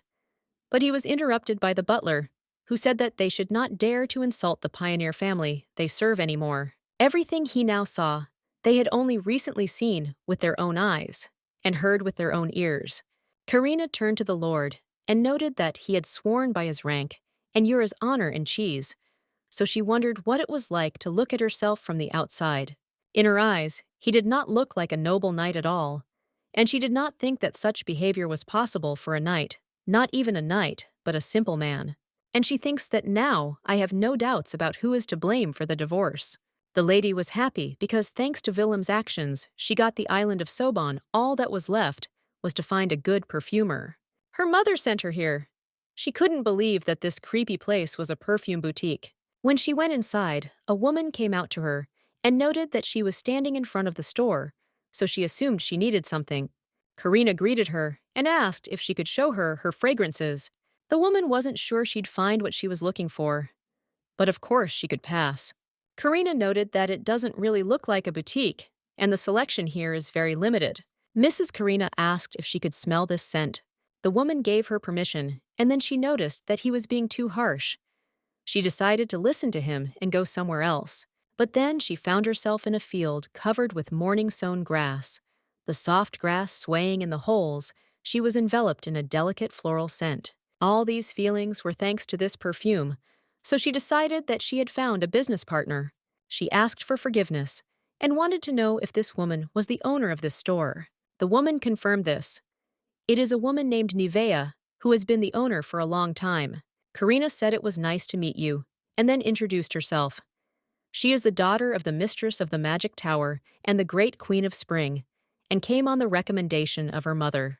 The woman realized that she was Freya's daughter, but she didn't understand why she had come here. The goods worthy of her name were on the other side of the street. Karina said that she does not need goods. She wants to offer her a business partnership. But the woman told her to go away. She wasn't going to work with her.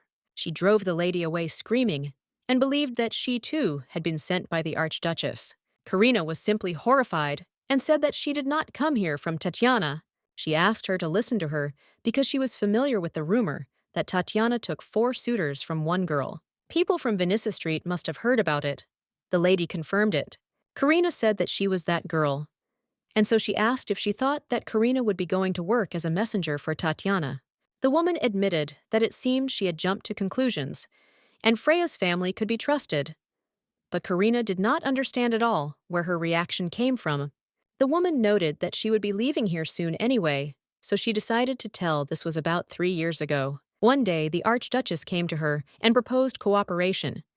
She said that she wanted to create her own perfume brand and entrust the management to her. But the woman found one tricky moment in the contract. There was a clause according to which all recipes she created would immediately become the property of the Archduchess. She left her boutique to her daughter, who followed in her footsteps and also became a perfumer. But when she raised the issue of property rights and succession of management, Tatiana suddenly became angry and furious because of her disobedience and even threatened to destroy her. Soon after this, the woman lost her clients, and people on the street don't even want to talk to her. They act as if she committed some crime, and the woman is tired of it. No matter how hard she tries, it's all in vain. That's why she wants to leave here. Karina noticed that this was indeed a familiar situation. She never crossed Tatiana's path, but there are so many dirty rumors about her. Karina didn't understand why they were making fun of her, why no one believed her, because she hadn't done anything bad. And then Aster came into her life. He was like a savior. He believed her words unconditionally. He was the first one to offer to help with revenge, and now it was her turn to lend a helping hand. So the lady asked if she would take advantage of it if she had one last chance. The woman said that her business was already destroyed, so she thinks that there is no more chance en me. Karina asked for permission to help her together. They will restore the business and make it prosper. The woman was upset because she had neither money nor clients. Karina said that it didn't matter because she had talent, and she could think about why the selfish Tatiana would look for her. People will fall in love with her, since with just one breath.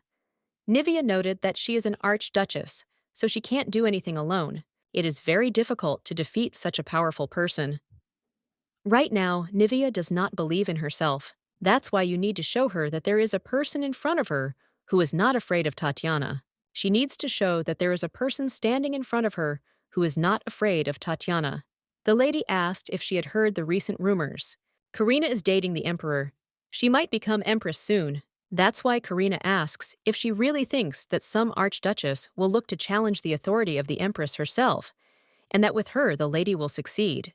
Because of Tatiana's tyranny, she had no chance to show people her fragrances, but now everything will change. Moreover, her business will flourish like never before. There is no sweeter revenge than this.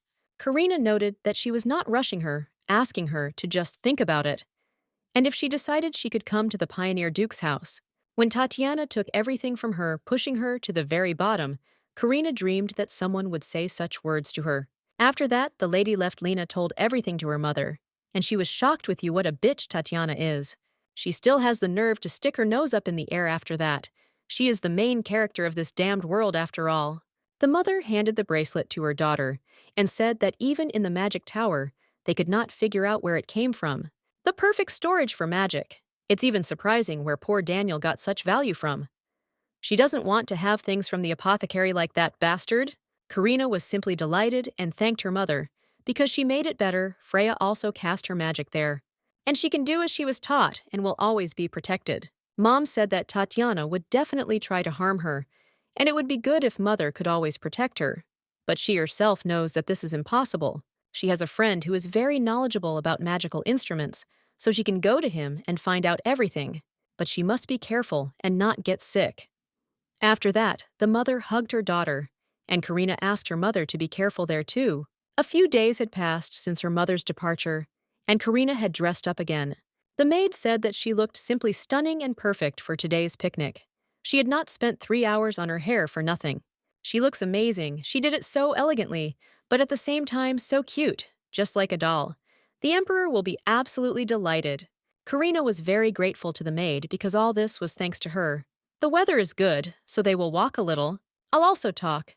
They haven't seen each other for a long time. And when with that, the Emperor comes to her with his clothes, so that she doesn't catch a cold. Lily said that the two people were getting closer. The trash was heating up. The lady asked her to stop. After that, someone called loudly for the lady. It was a servant, and the lady came out to find out what was going on. The servant reported that a man named Lela was looking for her. It seemed to be something urgent. Karina didn't quite understand who they were talking about, but said that she would come down now. Below, she saw a girl who was in tears and begging her to save her mother. It was Nevaeh's daughter, Lela. The gentleman was asking what had happened, and the girl told him that a fire had suddenly started in the store. Mom told me to tell her she came back herself, but they still can't put out the fire. Karina didn't understand at all why her mother returned to the burning store. It's all because there was a book with recipes for fragrances left there, and she went after it. But the fire doesn't go out, and the water doesn't help. A fire that cannot be extinguished with water means that it is not an ordinary fire. The lady ordered the butler to gather the servants and send them to Nevaeh's boutique and ask them to provide everything possible to fight the fire. Karina shouted for Lily to go to the Association of Magicians and called her mother's name. They should send magicians to the scene of the fire. And they get ready and go there, immediately. Karina told her that there is no time, so she will go on horseback. Lela will catch up with her in a carriage. The girl did not want this, but the lady said not to worry because she would definitely save her mother. The gentleman arrived and asked the servants why the flame was so strong. They told her that this was an unusual fire. If you pour water on it, the fire does not weaken. Karina knew that this was a magical fire, and that such a fire could only be extinguished by other magic. Leela said she needed to go inside, but they stopped her because it was dangerous. The girl didn't see her mother, so she begged them to save her. Her mother still hadn't come out of the store, so she asked them to get her out. Karina understood that her maid would not bring the magicians here anytime soon, but a little more, and they would not save the perfumer. So the lady called the servant to her. She snatched the bucket from his hands and poured it on herself. She ordered everyone to listen to her. This fire was caused by magic, and everyone needs to wait for the mages to arrive. She is the daughter of the Archmage Freya, so she will understand everything. She asked Lela to be patient for a little while, because she would definitely save her mother. It's all because there was a book with recipes for fragrances left there, and she went after it. But the fire doesn't go out, and the water doesn't help. She remembered how her mother taught her how to channel her magical power and create the form she desired. Karina would really like to be as strong as her mother. The woman said that she is not even a magician, but she controls magical power, and it is brilliant. Here, magic needs to be protected only by magic. Therefore, if it masters it perfectly, then it will have nothing to fear. She had her mother's bracelet with her, so she was confident that she would succeed. She just needs to imagine the right form, a form that can protect her. That was great. Now the flames are not scary to her. Nevaeh must endure a little longer. She ran inside and heard a hoarse voice asking for help. She saw a woman sitting in the corner clutching a book. She said it was dangerous here, so we had to leave. The woman said that she had injured her leg and would not be able to walk. Everything was fine. She could leave and pass this on to her daughter. Lela was a young girl with a lot to learn. She turned to Alan and asked him to tell her that her mother loved her very much. It was an important message. The woman fell to the ground, but the princess did not agree with this. She assured that they would be able to get out together, despite all the difficulties, and would not stay here. The help of the magicians was expected soon, and the princess asked the woman to be patient a little longer. However, the smoke was too thick, and she lost consciousness from fatigue. The flames raged around her, but it was impossible to breathe here. Karina realized that she had to concentrate to create a flow of air, otherwise it would be difficult for her to survive. Karina tried to focus, imagining a large dome filled with clean air that could make breathing easier. Her efforts began to bear fruit. After concentrating, Karina managed to create a magical airflow, and the woman felt relief. It became easier for her to breathe, although the situation remained difficult. Neva stood up, but her eyes were full of worry. She began to ask what was happening, and felt better when the air became lighter. At this point, Raymond approached them, noting that the scene was quite touching. He added that the woman seemed to not care, since she barely struggled. Tatiana did not have magic, and Raymond concluded that the fire could have been started by some magician. He wondered why he had gone so far. Karina was unhappy that Raymond did not understand her words. He did not know what fire she was talking about, because his goal was to save this woman. Karina hoped that the bracelet would help her get out. Raymond said that he was here to save people, and she was trying to turn him into a criminal. It was cruel of him, but Karina, realizing his attitude, replied that he was just a sick freak and asked him to take her out of there. Raymond replied that he was not going to do that. He emphasized that seeing her sympathy window would not change his mind. The guy noted that he was not a hero and had never acted selflessly, except for Tatiana, who had always been his priority. He offered a deal. If Karina gave him the recipe book, he would lead the two of them out. This was the only condition for their salvation. Karina flatly refused his help, saying that the bracelet would not help. She used magic to prevent him from approaching her. Raymond said she was overconfident in her abilities, thinking that magic would help her get out. He noted that magic is not that simple. He grabbed her hand, claiming that if magic were that simple, then everyone would be a mage, not just a select few. And then Karina saw the choice window, another ability of the bracelet. Over time, the choice will be made automatically, and she will not be able to avoid it. Raymond noted that her sympathy for him had increased and asked if she was truly speechless from fear. He offered her to obey him as long as he remained kind. If she gave him the book, he would put out the fire and lead them both out. Karina realized that he would keep them in this place until she gave him the book, but she was not going to give in. It became clear to her that she had no other choice, and she was once again faced with a list of decisions that required an answer. The smoke made her feel very dizzy, and she decided that her answer would be simple. Tell him to leave her alone. Raymond was shocked, surprised by her resistance. Despite her almost lost consciousness, she could not do anything, but she still fought. He realized that this wouldn't work, and said that she didn't have to give the book back. But that didn't solve the problem, and he began to act more decisively. Raymond thought that Tatiana might be angry with him. The thought of her anger led him to decide to act differently than before. At that moment, someone appeared behind Raymond, causing him to turn around abruptly. It was the Emperor, and Karina had not expected him to appear. When Karina opened her eyes, she found herself in a completely different place and did not immediately understand what was happening. Everyone happily noticed that she had come to her senses. Karina asked Lily to give her a glass of water, asking what had happened. She was slightly taken aback by what was happening.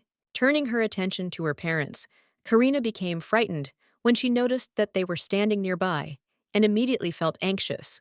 Her father was anxiously asking if Karina was okay, and her mother was checking how many fingers she could see. This added to the excitement. Karina reassured them, saying that she was just a little tired, but in fact she felt fine, despite what was happening. Her father and mother embraced her, expressing their joy that she had come to after such a long state of unconsciousness. They were in a panic because Karina had not regained consciousness for 5 whole days. During this time, they had time to be scared to the depths of their souls. Karina was in complete shock when she found out that she had slept for 5 whole days. She couldn't believe that she had been gone for so long. Freya asked Karina if she understood how scared she was, because her daughter had never acted so recklessly, risking her life.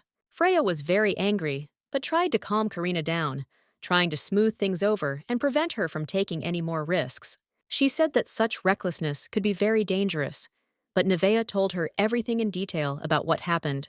Nevea expressed gratitude for saving her friend, and Karina asked how she felt after everything that happened. Nevea was fine, she was in the hospital, and woke up even earlier than Karina, which was great news for everyone. Karina remembered that she had seen Raymond at the scene of the fire and wondered if he had anything to do with what was happening. However, it couldn't have been him, since Raymond was registered in the magic tower, and if he had started the fire, they would have known about it immediately. The magicians who arrived at the scene found only Karina and the woman, but did not find the arsonist, which confirmed Raymond's innocence. Despite this, Karina believed that Raymond was involved in what was happening, although there was no evidence of his guilt. She knew Raymond was too smart and too thoughtful to leave evidence. He had blocked the magic, and the memories were impossible to recover. The father said that they had done some research and found out that Nevaeh had insurance, and that rebuilding the building would not be a problem. Karina was glad that her family was concerned about her health, and her father advised her to focus on recovery rather than finding someone to blame. Karina agreed that the most important thing now was to recover, and decided not to worry about the investigations until she felt better. At this time, she noticed letters on the table and asked what these messages were. Her mother explained that the Emperor had written to her while she was sleeping. The Emperor looked at the sleeping Karina for a long time and then stood up and left, promising to send her letters every day until she answered. Karina smiled, thinking that she needed to write a reply urgently. Everything that was happening was unexpected for her, but she was glad for this attention. After a few days, Karina had almost fully recovered. She felt much better and could return to normal life. Every day, she and the Emperor exchanged letters. He was very busy calculating the defense budget, but he still found time for her. Despite her slight embarrassment, Karina was very happy with the Emperor's attention. He continued to show concern, and this brought her joy. The butler announced that Nevaeh had come to visit, and Karina was delighted, asking her to come in immediately. Nevaeh was grateful to Karina for saving her life, but still refused her offer, which greatly surprised Karina. Karina asked Nevaeh to think again, since she knew who started the fire and could help figure it out. Nevaeh said she could no longer smell, and explained that it might be due to inhaling too much smoke. At the hospital, she was told that the chances of a full recovery were minimal, and this greatly upset Karina, although she tried to support her friend. The woman was sure that her ability to create fragrances left much to be desired. She believed that a real perfumer should feel all the nuances, but she could not do it. Karina recalled that they had supported each other in difficult times. That is why Karina said that she would not abandon her in trouble, as she had not abandoned her before. The woman had been through too much to give up so easily, but admitting to herself, she knew that her strength was running out. She had lost everything that gave her confidence, and in this emptiness she found nothing to cling to. Karina, seeing her condition, resolutely declared that she was ready to help. She emphasized that hard times are not a reason for despair. The people needed for a new start will appear if she fights for her place in the sun. Karina continued to convince her that she should strive to become better. A woman must show everyone what she is really worth. Karina also reminded her that her daughter should see a role model in front of her to be proud of her mother. The woman had risked her life many times to preserve her knowledge and recipes. This wealth of experience was still there, and it was to become the foundation of her future. All of this meant that she couldn't give up. Karina begged her not to give up and fight until the very end. Her persistence and care touched the woman to the depths of her soul. She realized that Karina was really trying for her sake and decided to agree to her help. The woman expressed her willingness to follow Karina. However, she had one condition that she intended to voice. Karina was interested in what condition the woman wanted to set. She openly admitted that she dreamed of seeing her daughter as the main perfumer. She admitted with admiration that her daughter has a rare talent. However, the girl is still too young to cope with such responsibility. Karina clarified whether she is really sure of her decision. The woman firmly stated that her daughter was not just a talent, but a true genius. She believed that if she was trusted, the girl would create something unique that would exceed all expectations. She assured Karina that her daughter was capable of developing the perfect perfume. Nevaeh was persistent and convinced that this was the only right decision. Karina decided to accept her offer. Karina agreed to let the woman's daughter become the chief perfumer. Seeing her tenacity, she realized that this step could be key to their mutual success. The family was planning a masquerade ball this summer, a traditional event that had been held annually since the time of the first duke. The ball had not yet begun, but it had already become one of the most discussed topics in social circles. The aristocracy was eagerly awaiting the event, knowing that it was always an unforgettable spectacle. Karina suggested placing their goods at this ball, because aristocrats value their attractiveness. This would be an ideal advertisement for their products. There was one problem, however. There was only a week left until the ball time was catastrophically short, and the tasks ahead required high concentration. The woman assured Karina that it was not a problem. She was mentally prepared for such difficulties and was confident that they would cope with any task despite the tight deadlines. Karina had dealt with Nivea, but there was still one important person she had to meet. She asked the maid to prepare the carriage as she needed to get ready urgently. Another step towards her goal awaited her. The maid, concerned about her condition, reminded her that Karina had not yet fully recovered. She could not understand why there was such a rush. Karina replied that sometimes to catch a tiger, you need to get into its den. Her determination was boundless. She intended to declare war on this tiger. Karina realized that this world was unfair. It seemed to revolve exclusively around Tatiana, making her the center of everything. Karina always considered her the main character, and it was impossible to change that. No matter how much Karina tried to fight, reality did not change. Everything returned to Tatiana. She felt like a minor puppet in this strange game. But recent events, especially the fire, reminded Karina that this world was not just an illusion. Here she could suffer, she could die, and this realization was frightening. Karina thought about herself, about Nivea. They both looked like puppets, existing only to maintain Tatiana's importance. This realization weighed on her. At this time, the servant announced that the mistress would soon come down. Karina decided to wait patiently, knowing that her words had to be spoken at the right time and with the desired effect. When Tatiana showed up, she was surprised by Karina's visit. She was interested in what fate had brought Karina here, because she had not expected to see her here at all. Karina said in a reserved tone that she knew what had happened. She already knew that the fire had almost been fatal for her. Her tone was serious when she added that the realization of the nearness of death prompted her to tell Tatiana something that had long remained unsaid. This interested Tatiana. Tatiana seemed genuinely happy to see Karina alive. She admitted that the news of the fire had scared her, and she was worried about her fate.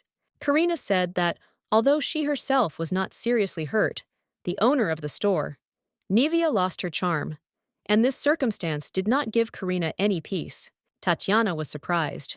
She listened attentively as Karina explained that Nivea had inhaled smoke during the fire, and that it had affected her condition. Karina emphasized that for a perfumer, charm is the meaning of life. If it is not there, then a person loses everything he lived for. And Tatiana understood this perfectly. But Tatiana couldn't understand why Karina was sharing this information with her. Her face expressed genuine bewilderment.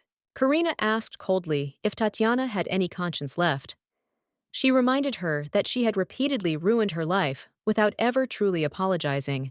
However, according to Karina, even her suffering was nothing compared to what Tatiana did to Nivea. It was not just cruel, but incredibly cruel. Tatiana asked, confused, what exactly Karina was talking about and why she was being accused. Her voice was full of incomprehension, and it seemed fear. Karina noticed her frightened look and asked sarcastically why she looked like a criminal. This is exactly what she came to talk about. She firmly stated that Tatiana had ruined someone's life, and this fact was known not only to Karina. She wanted Tatiana to understand the consequences of her actions. Karina finished there.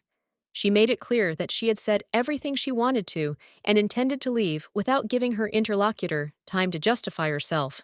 Counting to 3, Karina waited for Tatiana's predictable reaction.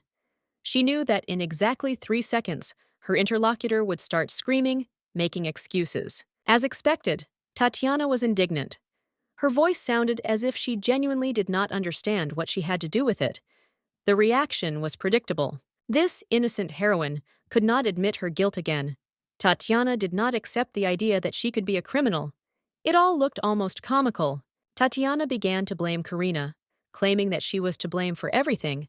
But Karina looked at her with bewilderment, not understanding what kind of ridiculous accusations these were. Tatiana was puzzled why Karina was interfering in her affairs again.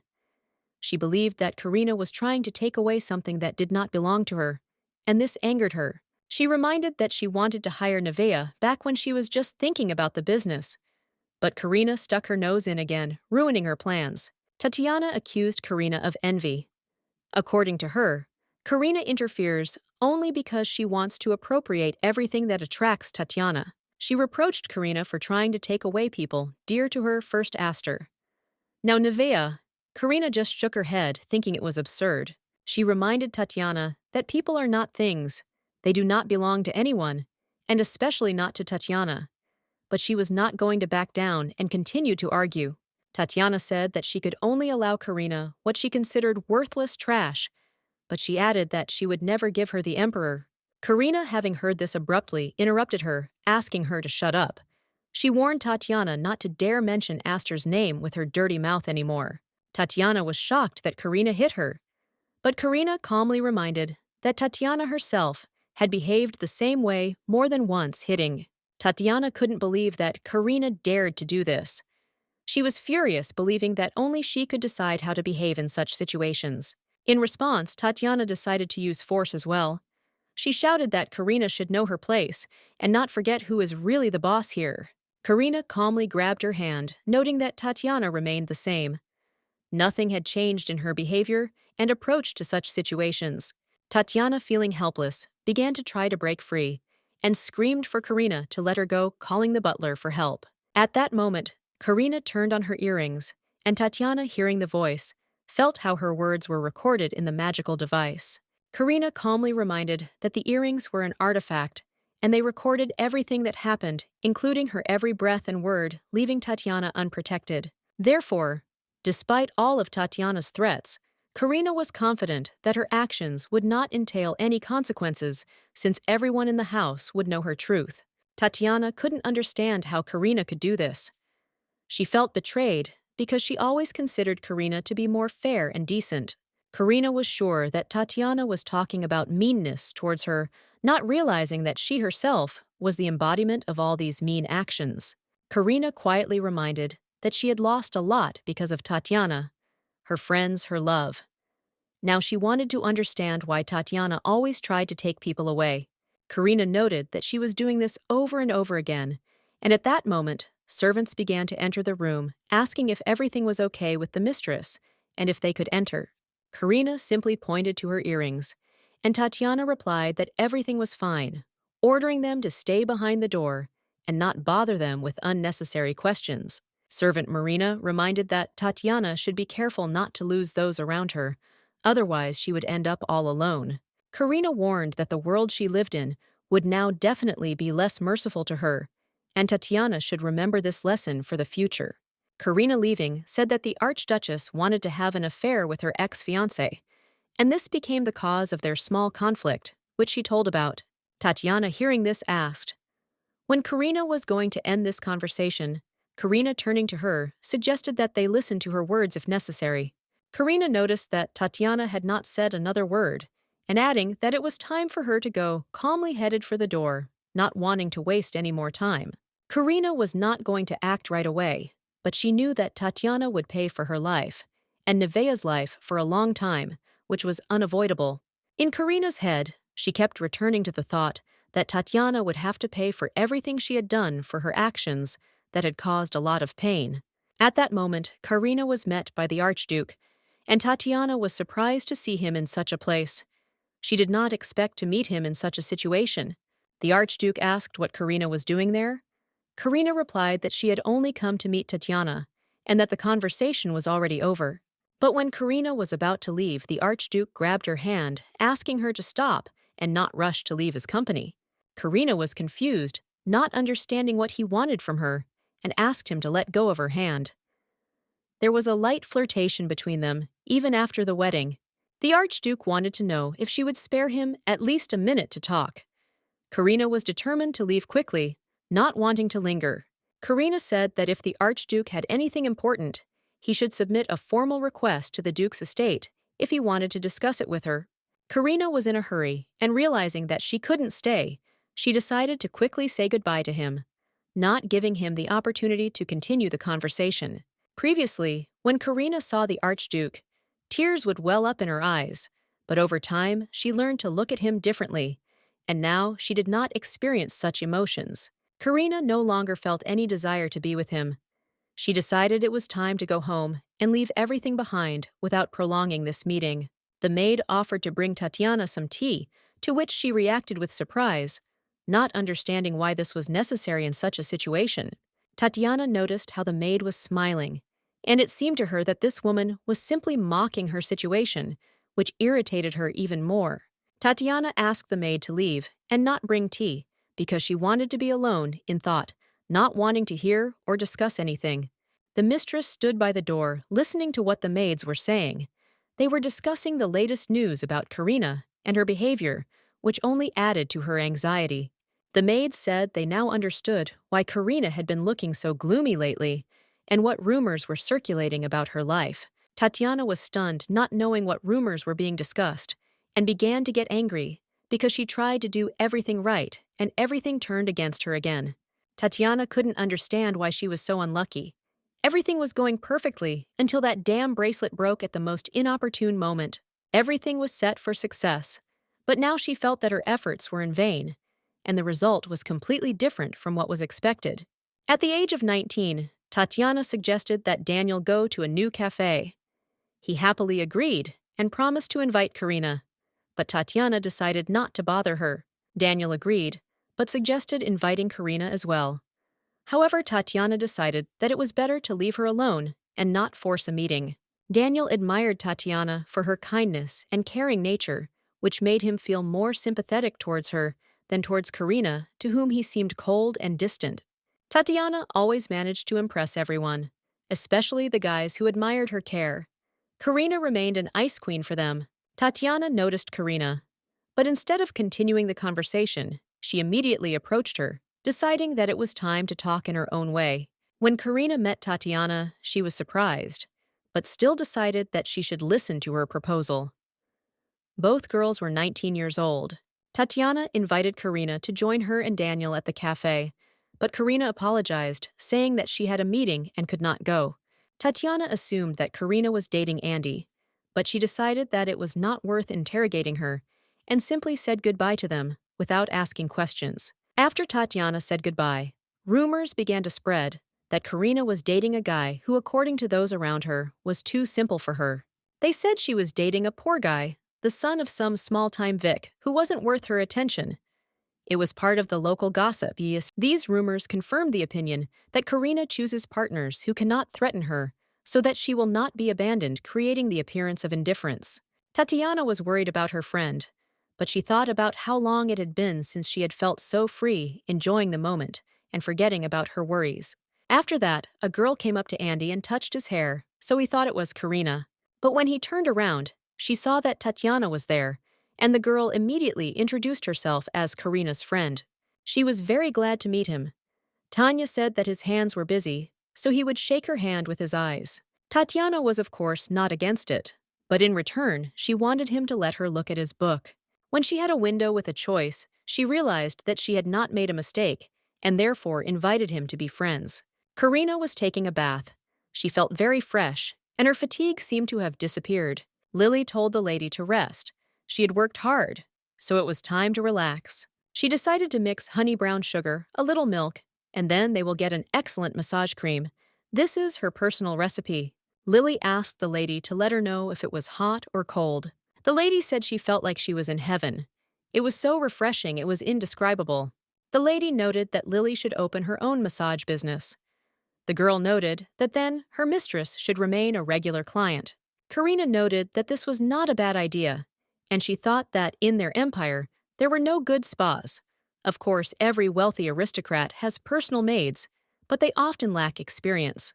Lily, full of enthusiasm, began to talk about how wonderful the business world was, but then gently reminded the lady that it was time to put on her dress for the upcoming event. Lily asked with hope in her voice if everything was to the lady's liking.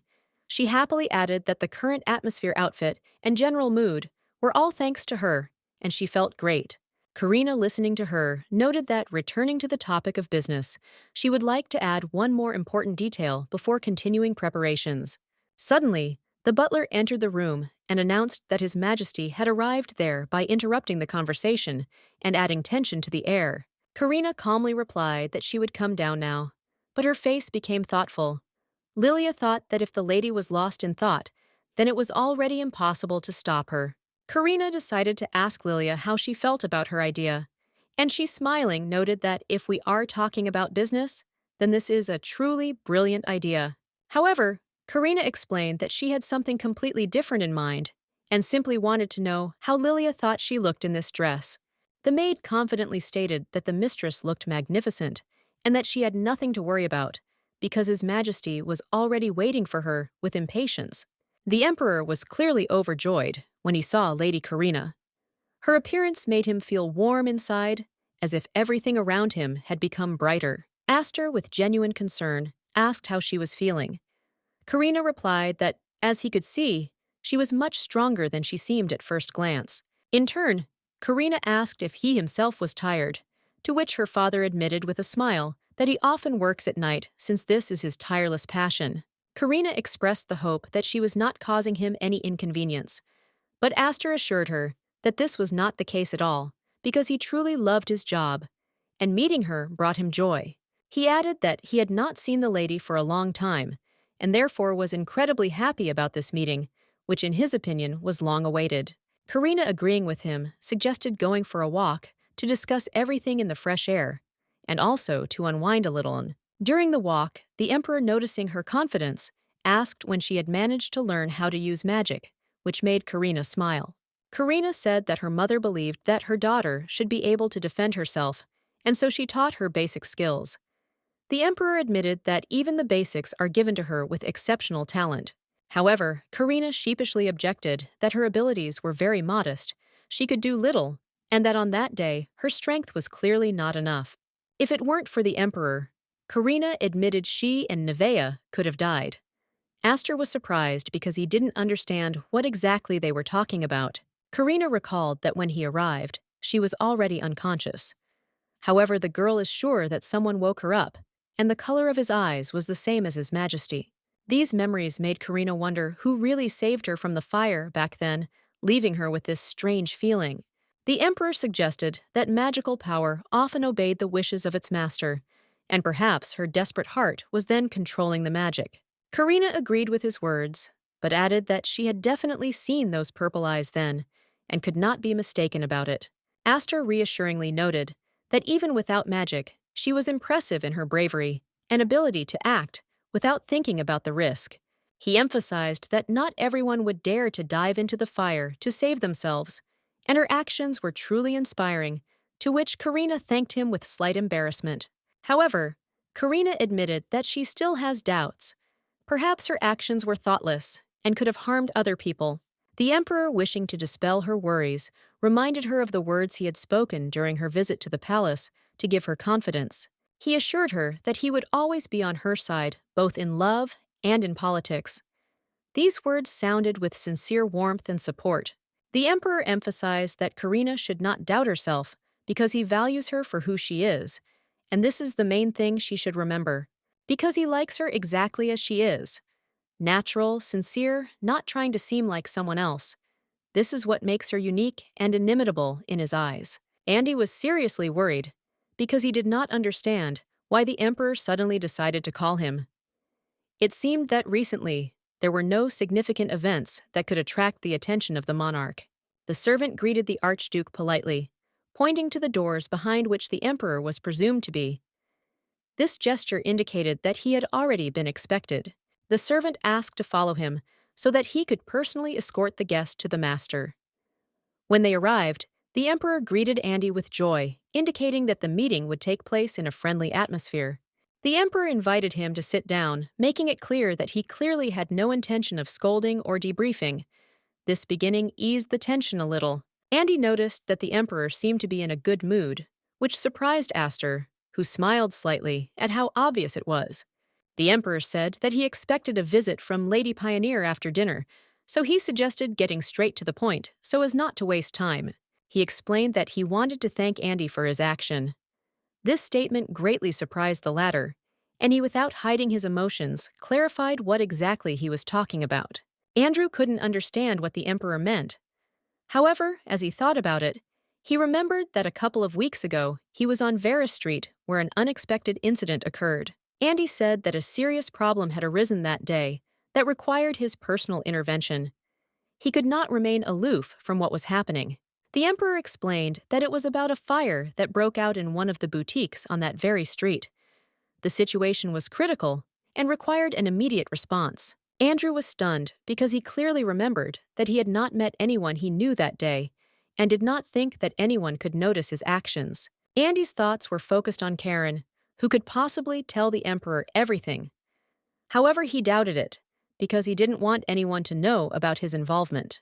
The Emperor explained that Karina was sure that Andy had saved her that day, but the hero himself clarified that he was not there and could not have been involved.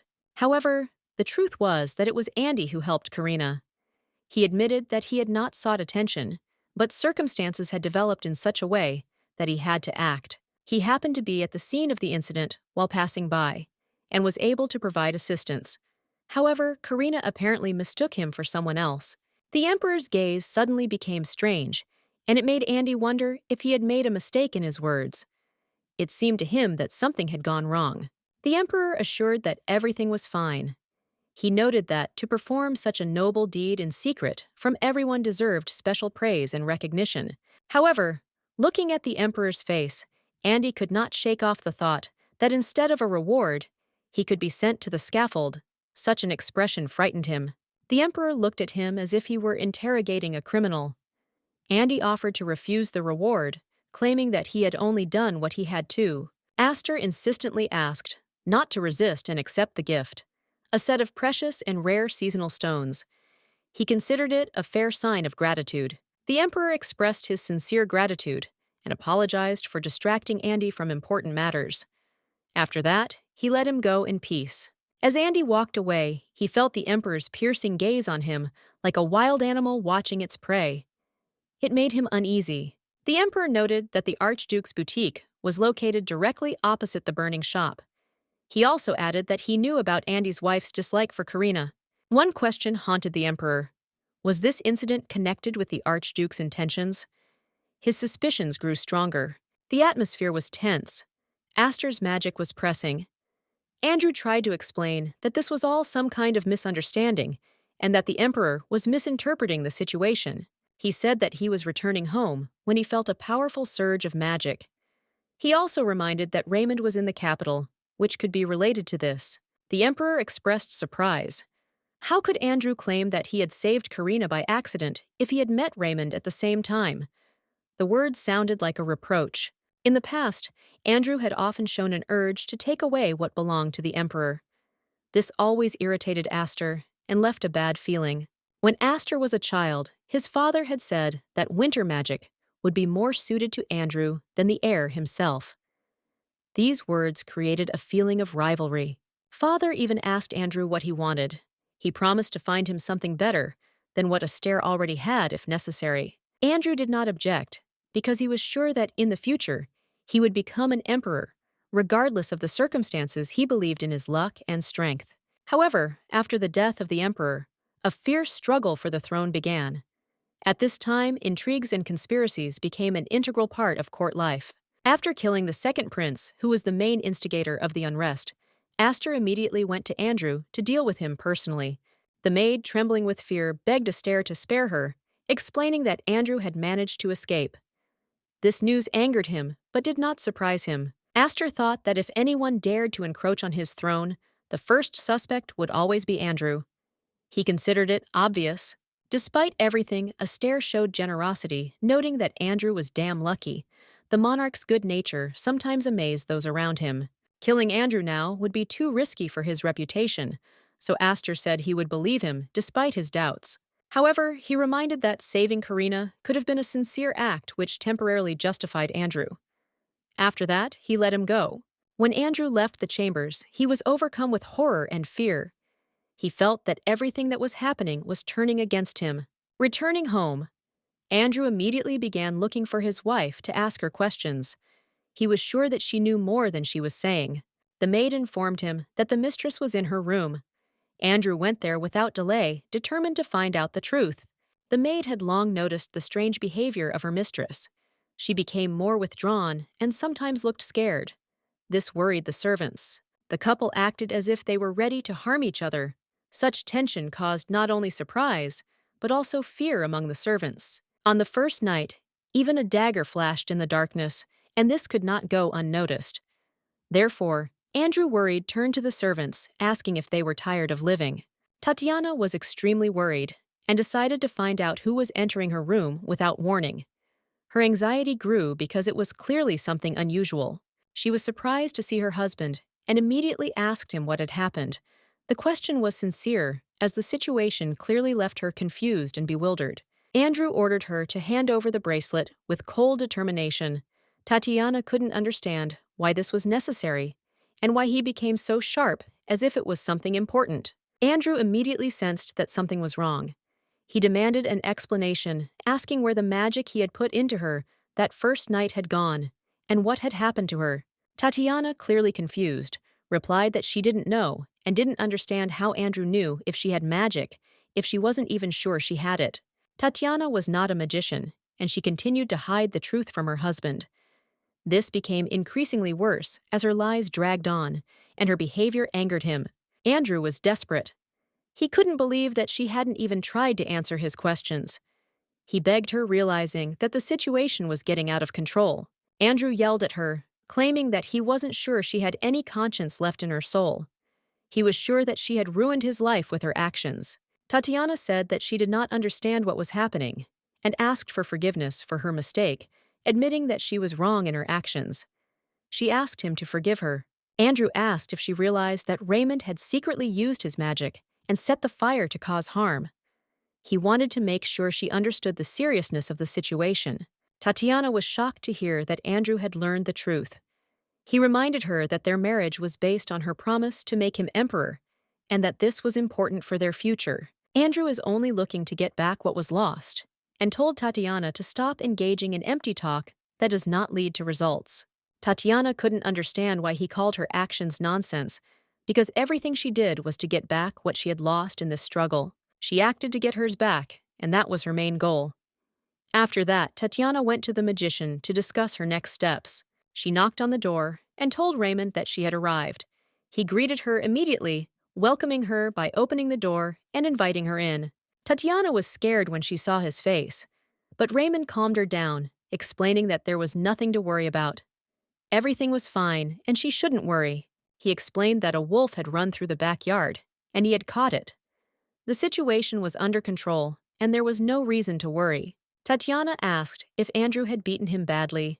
Raymond had a hard time understanding what she was talking about, since he had not been in a fight with a man, but with a wolf. Tatiana thought that perhaps he was in pain, but Raymond didn't care, because he was ready to do anything for her, and couldn't let his TD down. After this, Raymond asked what really brought her to him, because she didn't come just like that, and he felt that she wanted something. He thought she had come with a request, and even offered to steal a recipe book for her if needed. He was ready to help with any questions. Tatiana replied that she didn't need it, and that he should just forget about what had happened. Raymond asked what she really wanted then. Tatiana always reacted like this when she wanted to ask him for something important, and Raymond was familiar with it. He knew her habits. Everything was fine, and Tatiana could speak calmly. She noticed that this time, Raymond had to suffer because of her actions. Raymond replied that he had already told her. For her sake, he was ready to do anything. This meant that he would fulfill any request she made if she asked him to. It seemed that Tatiana could really ask him for anything, and Raymond was ready to fulfill it. He trusted her and her decisions. Tatiana should have just said what she wanted. She said she wanted to kill Karina, and that was her request, which she made without hesitation. Karina, being in the commercial area on Master Street, said that they had already arrived. This was due to her business and plans for the day. Lela and her mother greeted Karina with joy. Nivea invited Lady to come in and apologized for the small mess that still remained. Karina noticed that the mess was not so light and asked how they were doing, hearing that they had new goods. she decided to look in and inspect them. The woman said that things are going well thanks to their efforts. She and her daughter spent 3 days researching, did not sleep, but do not worry. Everything is fine. The maid said that their eyes looked strange, but the mistress made a remark that such things should not be said, especially in front of strangers. Karina asked if they could show her the new fragrances. Lily had almost finished cleaning up, and everything was ready for the presentation. Karina was worried whether Nivea's daughter would be able to handle this, but the girl confidently replied that she would first tell about the new perfume format that they had developed. The new fragrance was created for strong women, and its spicy top notes leave a strong impression. It was an atypical and powerful scent. The middle notes are soft and glamorous, while the base notes are subtle and long-lasting. The scent starts out strong, but becomes softer and more refined over time. The girl did a much better job than Karina expected. The lady noted that her approach was very successful and asked her what she thought. Compared to the existing floral perfumes for women, this scent seemed sharper and stronger. It was something new on the market. The scent was completely unique and different from the usual ones. Karina wanted to know if it could attract the attention of noble ladies, if it would interest them. The girl was sure that this fragrance would be successful. Floral fragrances with bright top notes attract attention, but quickly fade. Not only was this scent long-lasting, but it also had bright top notes that were refreshing during the warmer months. It was familiar, but with a unique charm. Nivea was not mistaken. Her daughter turned out to be a real genius. It was even better than the lady expected, and Karina was pleasantly surprised. Not only did she create amazing fragrances, but she also had a knack for understanding perfume seasons. Lily decided to try her hand at this too. The maid said that in her opinion, Lily was a real genius. Her success was unconditional, and everyone was confident in her talent. It was an absolute success, and Karina decided to find out if they had already come up with a name for this fragrance. Everything was going to be a hit. The girl said yes, but she and her mother couldn't decide who would name the scent. It was a big moment for both of them. The name would be Karina, and they decided it would be perfect for this scent. It was a tribute to her and a symbol of strength. The girl was shocked, asking if they really wanted to name him after her. It was unexpected, and she couldn't believe it. Karina objected, because this perfume is for strong women, and she does not consider herself worthy of being a muse for such a powerful scent. Being strong is not only about having power, but also about being able to wait and act at the right moment. Karina was grateful for these words. Nivea said that the scent reflected the image of the woman who fought the fire that day to save it. It was an expression of her strength and courage. If it wouldn't be inconvenient, Nivea asked to be allowed to name the fragrance after Karina. It was a gesture of respect and recognition of her strength. The girl decided to agree because if that's what they wanted, she wouldn't object. It was their wish, and she was ready to support it. Lily was completely amazed by their talent. The scent they created amazed her with its beauty. It was amazing and could attract the attention of everyone who smelled it.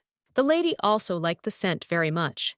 She was glad that Tatiana did not manage to destroy such a unique talent because the creation of this scent was a real art. The girl was happy that she was able to help Nivea and her daughter. She was sure that her actions eventually bore fruit and had a positive impact.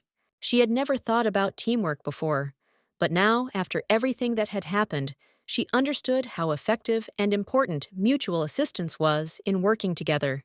The lady was looking forward to the ball for the first time, and the maid was also in anticipation. Everyone around was full of anticipation of this significant and upcoming event. There is good news at the palace. Mr. Astor's rating among the residents has increased by 20% compared to last year, which was an unexpected and pleasant surprise. The emperor was surprised and could not understand what had caused such growth. Apparently, his policy of friendly attitude towards the people brought tangible results. In addition, the support and strengthening of friendly relations with the pioneer's family also had an impact, proving to be an important factor in success. The emperor acknowledged the success of their work and said that they had done a good job indeed. Soon he was informed that Princess Karina had come to see him. The emperor declared that the report could be concluded at this point and that he would personally meet the princess to continue their conversation. He asked them to leave the room. The emperor apologized for constantly inviting her to boring work moments. He realized that these meetings were not always interesting. Karina replied that there was no need to apologize because she actually liked being around him. These meetings helped her feel closer to the emperor. Karina said that she was very pleased and actually felt special when she could be near him. She truly appreciated these moments. Today, Karina came with a gift that she wanted to give to the emperor. It was something important that she was ready to give him on this special day. The gentleman thought it was an invitation to a family ball, and he was right. It was an invitation to an event that was supposed to be important and significant. She assured him that if he was busy, she would not be offended and would accept his refusal, since it was an informal event and everything depended on his time. The emperor agreed with her words, and she accepted that perhaps he really was busy, and apologized for causing him inconvenience with this invitation. The emperor explained that this was not what he had in mind. He wanted to say that despite his busy schedule, he would definitely make time to attend the ball. Karina was surprised to see that the emperor had indeed been very busy lately. She had not expected such an answer, and thought his words were honest and caring. The emperor did not deny this, but noted that now everything concerns exclusively their relationship. He appreciated her attention and tried to maintain a balance in life. He was careful, and Karina, realizing this, was grateful to him. Such an attitude towards her could not help but touch, and she felt respect for this approach. When Karina was getting ready for the ball, she was worried whether her outfit was too revealing. She was worried about how others would perceive her image at such an important event. The maid, noticing her doubts, began to ask what she was worried about, since she had tried so hard to make her outfit perfect and appropriate for the occasion. Karina's parents were surprised by her outfit, noting its frankness. They immediately began to discuss whether it was too provocative. The father thought the outfit was too provocative, while the mother thought it was light and not very appropriate for such an event. Karina said that she thought everything was fine. Her mother was surprised, reminding her that Karina had once said that she didn't like clothes that attracted too much attention. Karina was surprised by this remark and replied that perhaps she had simply forgotten her words. Mother, in turn, claimed that all this was quite normal. On her 10th birthday, Tatiana looked much more beautiful than Karina, which was unexpected for her, but she did not pay much attention to it. Karina remembered how worried she was then, but her mother noted that if she liked everything, then it meant that it was the best choice for her and everything was fine. At that time, Karina was quietly worried, not wanting to attract unnecessary attention to herself. But today, she decided that she had enough, and she would shine in full light. Suddenly, the lights went out at the ball, and everyone present found themselves in complete darkness, not understanding what had happened, and puzzled by this unexpected event. At this point, Karina came on stage and greeted the guests, and then announced that everyone present would be able to enjoy her surprise at this family ball. Before the event began, Karina wanted to give everyone present something unusual and completely new that they had not seen before. She invited them to enjoy the extraordinary evening and the aroma that she had prepared. Especially for this event, Karina was very pleased. The parents were amazed to see how much their daughter had changed. She had become so mature that they couldn't even believe that this was the same Karina. Karina used butterfly magic to allow everyone present to smell her scent. The paper butterflies were beautiful and exciting, creating a magical effect. The scent was amazing. It was impossible to describe in words. It was strong and soft, gentle and persistent, at the same time leaving an indelible impression. This fragrance amazed everyone with its uniqueness. It was interesting to all the guests, and everyone wondered who could create such a beautiful and fascinating creations. Karina was pleased that the guests had a positive reaction to her scent. Judging by their reactions, she felt that the ball was going well, and everyone was happy with her creation.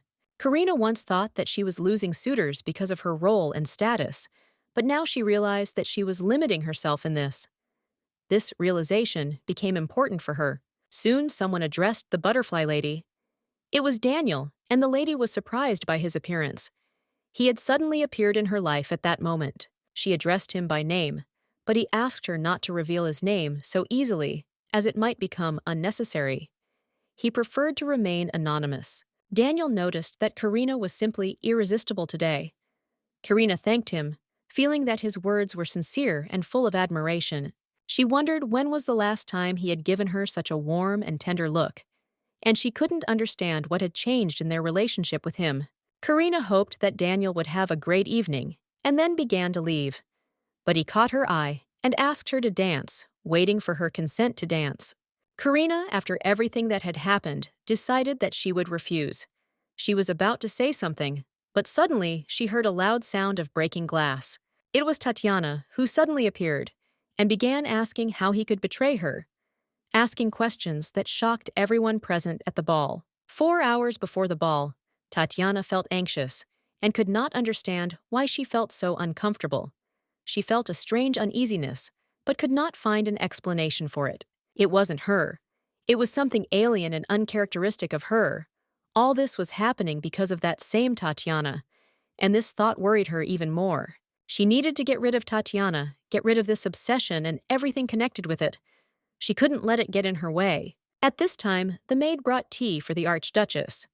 She noticed the anxiety on her mistress's face and anxiously asked if everything was all right, because she looked upset.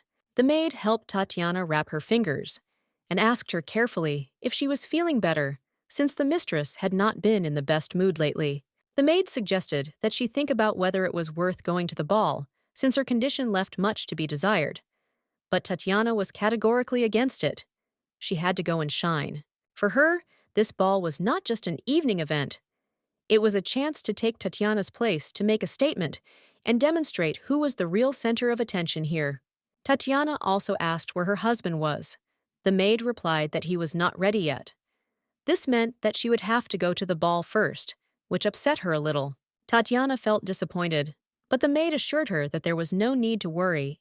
Everything will be fine, and her husband will be ready soon. Everything will be fine. There is no need to worry. Yes, the maid was right. Despite all the doubts, Tatiana was special. She knew how to attract attention and stand out from the rest. Masks cannot hide true beauty, and her dress is something that everyone will talk about. Everyone wondered where she got it, because its appearance was flawless. Tatiana was like an angel, and everyone around her admired her beauty.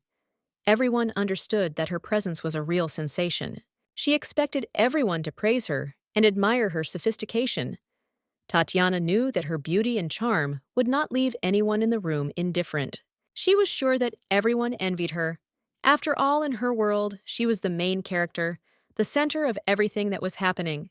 However, everyone around was not discussing her, but the wonderful smell that emanated from Karain this was the topic of conversation, and many continued to admire this aroma. The guests could not get enough of this aroma and continued to discuss it, saying that it was so enchanting that they wanted to inhale this wonderful scent again and again. Tatiana, intrigued by this, decided to come closer and find out what kind of perfume it was. When she saw it, she was amazed. Then she was met by Lila, who greeted Tatiana and offered to help. She asked if she needed anything else. Tatiana mistook Lila for Nivea, but later realized that this was not the case. The lady noted that apparently Lila is fond of fragrances. Lila explained that she and Nivea created this perfume and called it Karina. It was their joint creation, and Tatiana could appreciate it. The name of the fragrance turned out to be very successful, and Tatiana decided to let her smell it. It was a decision that seemed right to her, but soon Tatiana changed her mind. She decided that there was no point in listening to the scent because she had already felt it in the air. Her wish was granted. Tatiana began to suspect that something was wrong. She was shocked that Nivea rejected her interest and chose Karina. Then Tatiana realized that she needed to take the recipe book, but her attention was drawn to Daniel. She noticed that his sympathy for her had become much weaker. Tatiana decided that she needed to regain his sympathy because he had clearly moved away from her. She felt that the situation required intervention. She followed him, but was shocked when she saw Daniel ask Karina to dance. It was a misunderstanding and a betrayal. Tatiana put down her glass bitterly, not understanding how he could treat her like that, betraying her trust. Daniel was stunned when he saw Tatiana. He didn't know what to say to her because the situation was tense. Tatiana burst into tears, saying that she thought they did everything for each other, but now she didn't understand how he could do this. Daniel came up to her and tried to calm her down. He said that everything happened so simply and asked her not to cry. Karina intervened and asked to stop the scene because people might think that she was his wife, and this could cause unnecessary talk. Tatiana was shocked by her words. Karina continued that her husband was Archduke Andrew, and this was an unexpected truth for Tatiana.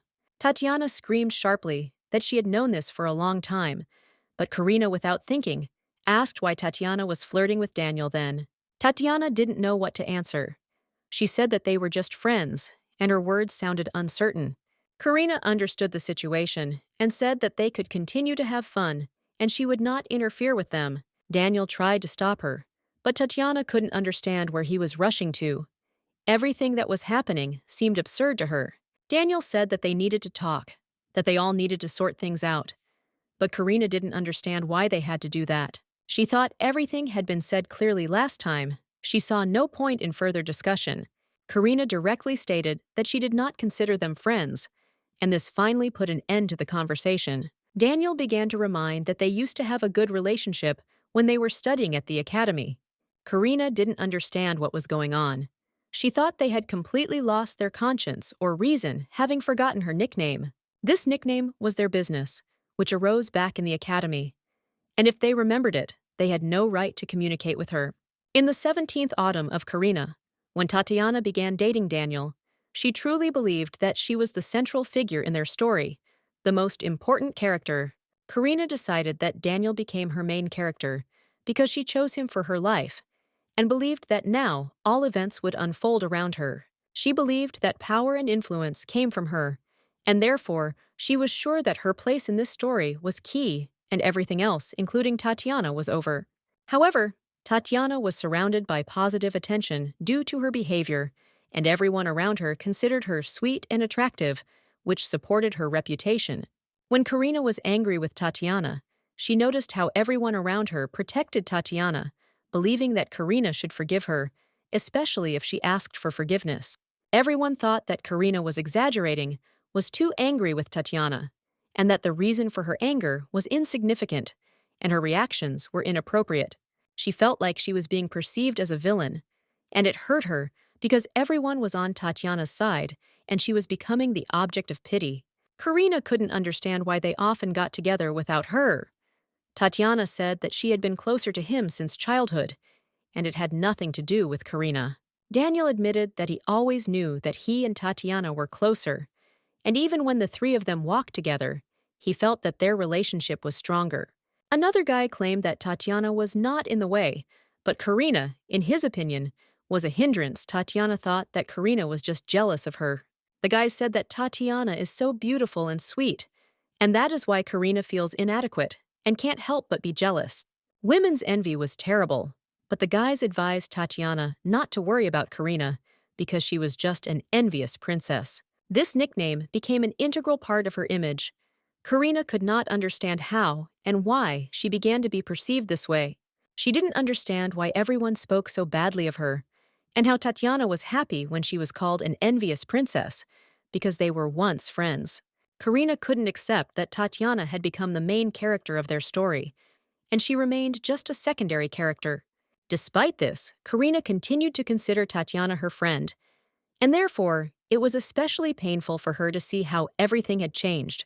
During dinner, she heard the ladies discussing her as an envious princess, accusing her of terrible actions, which only increased her bitterness.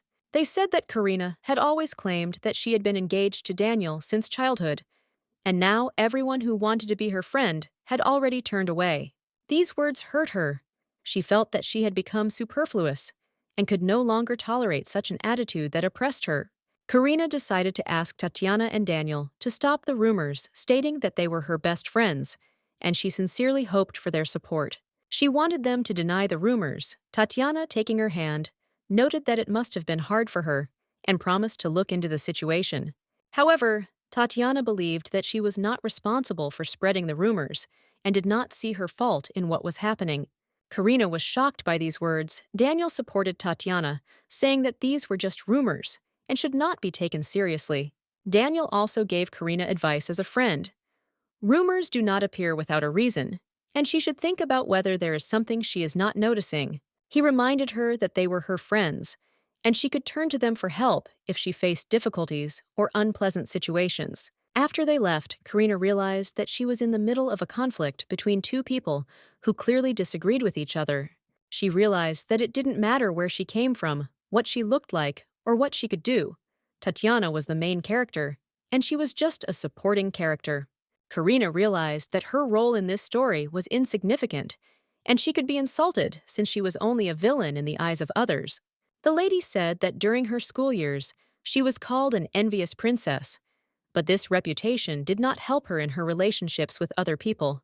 Daniel began to justify himself, but the lady interrupted him, calling him a coward who was afraid of becoming bad and preferred to remain silent at the decisive moment. She stated that if he wanted to continue to falsely call her his friend, he should think about his behavior and who he was. Daniel noticed Tatiana starting to cry behind him, and Karina realized that she was once again on the side of the man who was using her feelings.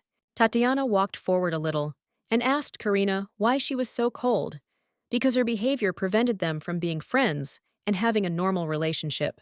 Karina noticed that Tatiana was again playing the victim, just like at the academy, and it seemed to her that she hadn't changed a bit since then. Everyone began to discuss what had happened at the party, and it soon became clear that Princess Pioneer had made a mistake that had affected her reputation. Seeing the Archduchess crying on such a wonderful day, Karina felt her heart fill with pain from what was happening. Karina hoped that something would change, but the situation repeated itself again, and she found herself in the same position as before. Tatiana, having shed crocodile tears in public, once again found herself in the spotlight and took her role as the main character. Karina was again an outcast, a villain, and Tatiana again found herself at the center of all events, attracting the attention and pity of those around her. But then the Emperor approached Karina and offered to take her side, because 2 against 1 was not fair. At that moment, the Archduke appeared and said that there was no need for this, and Karina, seeing her husband, felt relieved. Andy asked Tatiana to stop making a scene and apologize, assuring her that this was the end of this whole misunderstanding. He said he would not repeat his words twice and waited for her to quickly fulfill his request. Tatiana, screaming that she was not going to do this, began to run away, leaving everyone perplexed. The Lord, seeing how happy the Emperor and Princess looked, sighed, realizing how everything had turned out. The Emperor apologized for his lateness and stated that he wanted to be here earlier, but did not have time, and now asked for forgiveness. Karina reassured him, saying that it didn't matter, because she didn't expect Aster to come so early.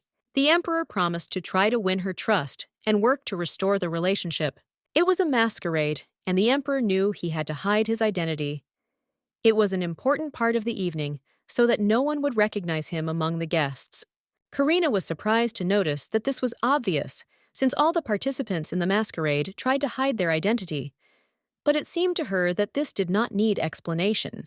The Emperor prepared diligently for the ball and was confident that his masquerade image was perfect. But everyone knew that it was he, the Emperor, despite the mask.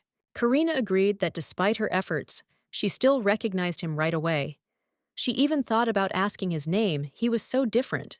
The Emperor smiled and said that she could not lie at all. Karina decided to take this as a compliment because he highly appreciated her sincerity. He suggested that they have fun, noticing that they both enjoyed spending time together. He felt that they could share this moment of joy. Karina learned that the Emperor does not like sweets. The more she gets to know him, the sweeter he seems to her, and she began to perceive him differently. The Emperor admitted that he did not understand why so many people loved masquerades. However, after participating in one, he began to see their appeal. With the mask on his face, he felt more at ease, because he could act naturally, knowing that no one would recognize him. This gave him confidence. Karina noted that on this particular evening, lies have no consequences, and one can be free by hiding one's identity. This creates the illusion of freedom. The Emperor wondered if she really felt free to hide her identity. He expected her to give an honest answer, because she seemed deeply thoughtful. Karina was surprised by the question and asked it again. Aster noticed that she was always worried and thinking about something. He had been observing this for a long time. The Emperor expressed the hope that at least this evening she would be able to relax and feel free, forgetting about her worries. Karina drank a glass and quietly admitted that she often experienced betrayal. It left a mark on her soul, and she could not forget past grievances. Every time she opened her heart, she was abandoned, and this made her doubt herself. This was the cause of her constant anxiety. Apparently, her worries were the result of these disappointments. It didn't solve the problem, but she still kept thinking about it. She decided to stop thinking and pressed her face with her hands. It seemed she was already a little drunk and felt it was time to get distracted. Karina suggested talking about something more cheerful, deciding to change the subject. It seemed like a good idea to get rid of the gloomy thoughts. The emperor agreed, saying that she had invited him to such a magnificent celebration, and he could not refuse her offer to have fun. He wanted to invite her to an official event that was to take place at the palace. It was an important event that she needed to know about. Karina assumed he was talking about the hunting festival. That was a good guess. The emperor was planning to hold it in grand style this year. Karina realized that this was an important event and wondered if she should attend. She wasn't sure if she should attend. The emperor reassured her, saying that if she accepted the invitation, that would be enough. It was important to him that she felt comfortable. Karina realized that he noticed her tension and understood what she was going through. She felt relief from his understanding. She thanked him and apologized for showing her vulnerability again. She didn't want to burden him with her problems. Aster said that she didn't need to apologize. He would always be on her side, and she could count on his support at any time. He emphasized that she could be selfish if it would help her and use his help without hesitation. She could trust him. Karina was surprised by his words and wondered if it was because of the alcohol that they had become so frank. But for some reason, her heart began to beat faster. Tatiana was upset and decided that she needed to be alone. Andy, noticing her condition, asked the angel to look at him so that he could help. He noticed that Tatiana was already having fun and suggested that it was time for them to go back. He thought she was ready to end the evening. His gentle voice and warm palm contrasted with her cold gaze. She felt that there was still some distance between them. Tatiana refused to go back with him, saying she could handle it herself. She wanted to be alone and sort out her thoughts. The man whispered that he didn't care, and she could do as she wanted. He didn't insist, understanding her desire to be alone. He left, and Tatiana heard whispers around her. People were discussing their relationship and confidently saying that the rumors about them were true. The words about the bad relationship between them were confirmed in conversation. And this gave Tatiana the feeling that her worries were not in vain. Tatiana was very worried. She wanted someone to support her. At that moment, Daniel came up to her, and she felt relief. She was surprised when she saw him, but he offered to walk her home. She felt that she had at least one faithful person. Daniel said that it was his carriage, and she could go with him if she wanted. He was always there to help and support in difficult times. He added that she could always turn to him as her friend. He was ready to help, which gave Tatiana confidence in his sincerity. Tatiana thanked him and tried to take his hand, but Daniel pushed her hand away. She felt that he wanted to keep his distance. He admitted that Karina was right. In the future, he would keep his distance so as not to give false hopes and not to violate her personal boundaries. Tatiana rode in the carriage, thinking about Daniel's words, who claimed that Karina was right. He was going to keep his distance and not approach her as she expected. First, Andrew. Now Daniel looked at her with such an expression. Tatiana could not understand what she had done wrong for them to change their attitude towards her. She came to the conclusion that it was urgent to get rid of this situation, since she needed to find out what Ray was doing and where he was now. Suddenly, someone threw himself under the wheels of the carriage, and the coachman tried to drive him away, trying to avoid a catastrophe and quickly react to what was happening. The coachman braked sharply, and Tatiana was startled by the unexpectedness, feeling great discomfort due to the abrupt stop of the carriage, which greatly alarmed her. The coachman asked the man in bewilderment who he was, but he did not answer, only approached the carriage, ignoring the objections and trying to continue on his way. Tatiana saw that it was Wilhelm in front of her, and her surprise was enormous. She did not expect to meet him in such a situation, and his appearance confused her. She asked him what he was doing, why he just climbed into her carriage without permission, violating all the rules of decency and etiquette. Tatiana noticed that Wilhelm's sympathy level was 99, and he asked in a panic why she was ignoring and avoiding him, not understanding the reasons for her behavior. He was in tears, and Tatiana didn't know how to react to this. She was confused and couldn't immediately find the right words to comfort him. Tatiana told him to stop crying because she wasn't avoiding him. Her detachment was due to external circumstances, and things weren't happening the way he thought. She explained that there could have been problems with their relationship because people around them might think they were having an affair, which could raise suspicions. Wilhelm was confused and did not understand what she was talking about. He thought that their relationship was normal because both were in a marriage of convenience. Tatiana didn't think it was a good idea to be on everyone's lips. She didn't want rumors and gossip to ruin her reputation and Wilhelm's. Wilhelm claimed that he didn't care what others thought. He was willing to give up everything for her and wanted nothing more than her presence by his side. He said that because of her, he had lost everything: documents, inheritance work in the guard, and now he was on the verge of losing everything he had. He told Tatiana that he needed nothing but her company. There was no room in his eyes for other desires, only for her support and love. Wilhelm begged her not to leave him. Tatiana did not know how to answer. It was difficult for her to find words to calm him down and express her feelings. Tatiana smiled and confidently said that she would not abandon him, that he could rest easy, because she had no intention of leaving him alone. A tearful Wilhelm asked if she really promised this, and if her words were sincere. He desperately waited for confidence and confirmation from her. Tatiana promised him that she wouldn't leave him, but she thought that he was acting like a real fool. She didn't know how to explain reality to him. Andy asked Tatiana if she was really asking to accept her lover into her guard, considering it not entirely reasonable on her part. Tatiana explained that Wilhelm is not her lover, but just a friend. Their relationship does not go beyond friendship, and there is no romantic connection between them.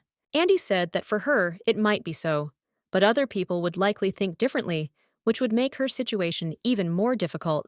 He was worried that if he accepted Wilhelm into the guards, he would be considered a fool who had given up his position to his wife's lover.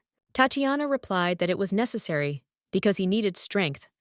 Wilhelm was one of the best swordsmen in the Empire, and his strength could help. If Wilhelm had enough power, he could have resisted and helped in difficult situations, which could have changed the outcome of events. Andy agreed that she was right and promised to accept Wilhelm into the guard, to take back what was his, and that he was ready to fight for it. After this, Tatiana got out of the carriage, but immediately felt dizzy. She began to feel sick, and she realized that something was wrong. She fell to the floor and realized that this was the result of the excitement that had increased after the incident with the bracelet, and she felt ill. She knew that it was not time to give in, yet otherwise she would lose to Karina. So she gathered all her strength and tried to pull herself together. Today's party was absolutely fantastic, and the ladies sincerely thanked the mistress for the opportunity to take part in this magnificent event. They also asked when the perfume would go on sale, and Karina promised that she would let them know as soon as the boutique opened. Given the great response to the perfume, Karina thought that perhaps the packaging should be improved and an exclusive collector's edition should be released. A maid came up to her, and Karina was very happy to see her. She thanked her for her work and noticed that the maid looked pleased. Karina said that Lily had done very well today, but Lily replied that it was just normal for her, and there was no need to thank her. Today was really fun, but Karina didn't quite understand what exactly Lily was talking about and was a little surprised by her words. Lily admitted that she saw Karina easily deal with dung beetles, waving them away with one hand, which impressed her greatly. And at the most necessary moment, the Emperor appeared, who came to the rescue, and they both showed their strength and confidence in such an unusual situation. Lily said that if the Emperor had not left, they would still be enjoying their time together, and she would not feel sad. Karina explained that the Emperor was a very busy man, and she should at least be grateful that he came, despite his busy schedule. Lily suggested not to stand and give Karina the opportunity to tell her all the details, but Karina refused, saying that she wanted to take a walk and work.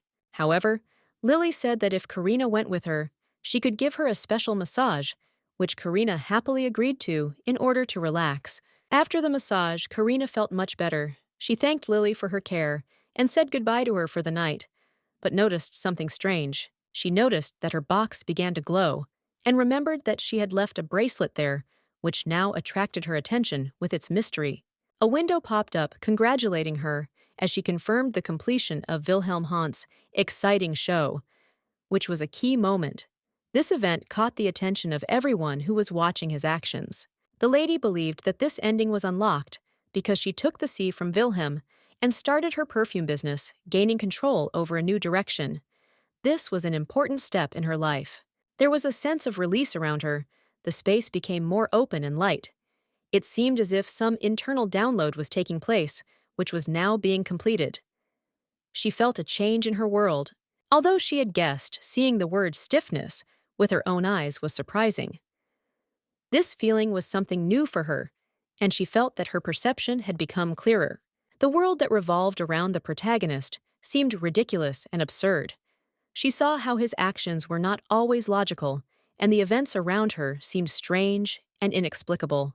Karina came to the conclusion that the reason for the strange feeling of Tatiana's increased influence was that she had gone through Andrew's ending, and this had weakened the initial constraint that had been holding her back. She found that playing through Andrew's ending weakened this impact, opening up new possibilities for action. She was now confident that the process was actually changing her perception. She was now certain that watching the ending would loosen the grip that had been holding her back. The experience had shown that such steps did indeed affect the way she saw the world around her. Karina decided that, even if the outcome wasn't what she expected, it was important for her to understand what would happen if she just watched the last scene. It might give her a new perspective. She had hoped to see something important, perhaps the foundation of an honorary hospital, once run by Daniel Malfurion, a man of some renown in his circles. It was an important place to her. Karina was willing to find and sponsor only those doctors who were researching new surgical techniques, helping advance medicine. This was her key intention, and she wanted her efforts to bear fruit. In order to open a hospital in this place, Karina had to go through the ending with Raymond. And this was the most difficult step. Raymond was her opponent and was very hostile. Raymond, according to the well-known endings, renounced his status as the owner of the Magic Tower and swore allegiance to Tatiana. This put Karina in a difficult position because she could not afford such weakness. He swore allegiance to Tatiana, and Karina could just imagine him saying this to her sincerely. But she was determined and had no intention of putting up with his intentions. He added that he couldn't live without her, but Karina was determined that this would not happen. These thoughts disgusted her, and she felt goosebumps at the fact that he could say this. The thought sent shivers down her spine. She knew it would be difficult, so she decided to put the topic aside and focus on other possible actions.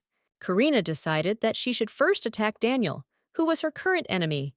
She met with him and asked him what was the reason for the important meeting he invited her to.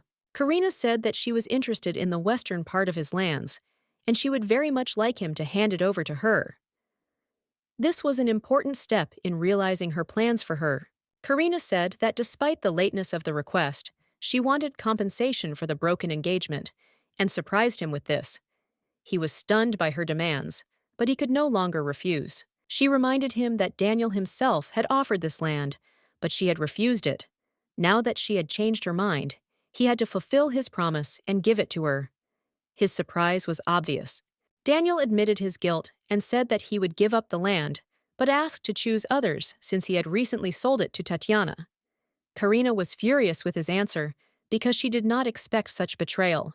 Karina did not understand why Tatiana needed this land and demanded an explanation. Daniel explained that he did not ask Tatiana, but simply sold the land without going into details of her needs. Karina was furious that he sold the land without her permission and without explanation. It showed how unfair he was in his actions. Daniel apologized, but it did not calm her down. Daniel apologized, but Karina reminded him that he was the master of these lands and did not have to apologize to her. He was to blame for this, and his apologies seemed insincere and unnecessary to her. Karina decided that she needed to think about Nevaeh and her actions, because she had taken a path that she could repeat. She bought the land, and at some point she felt that it could help. Karina acted as if she already knew the endings of the events, and it was not a coincidence. She was sure that her knowledge could influence the future. She knew that among Daniel's friends, there was a mage who also practiced medicine. This seemed important to her plans, and she asked him to introduce her to this man. Karina reminded Daniel that among his university friends, there was a man who specialized in magic and medicine. This could be useful for her own studies and ambitions.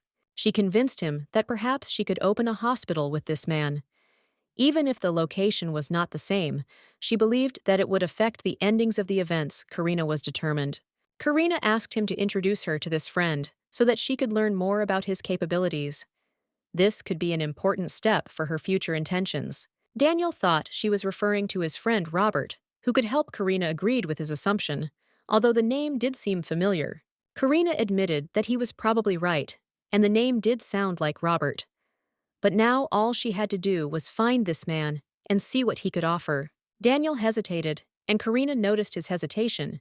She asked if he was going to refer to Tatiana again, saying that Robert was with her now. This disappointed her. He explained that after he was kicked out of the family, he and Robert stopped communicating. Karina was surprised and began asking what happened and why he was kicked out. Karina was puzzled and asked why he was kicked out of the family. It reminded her of the case with Nevea, and she wanted to understand what happened to Daniel. She suggested that something similar to what happened to Nevea could have happened to him, and she was intrigued. She wanted to understand the situation and find answers. Karina decided she had a favor to ask.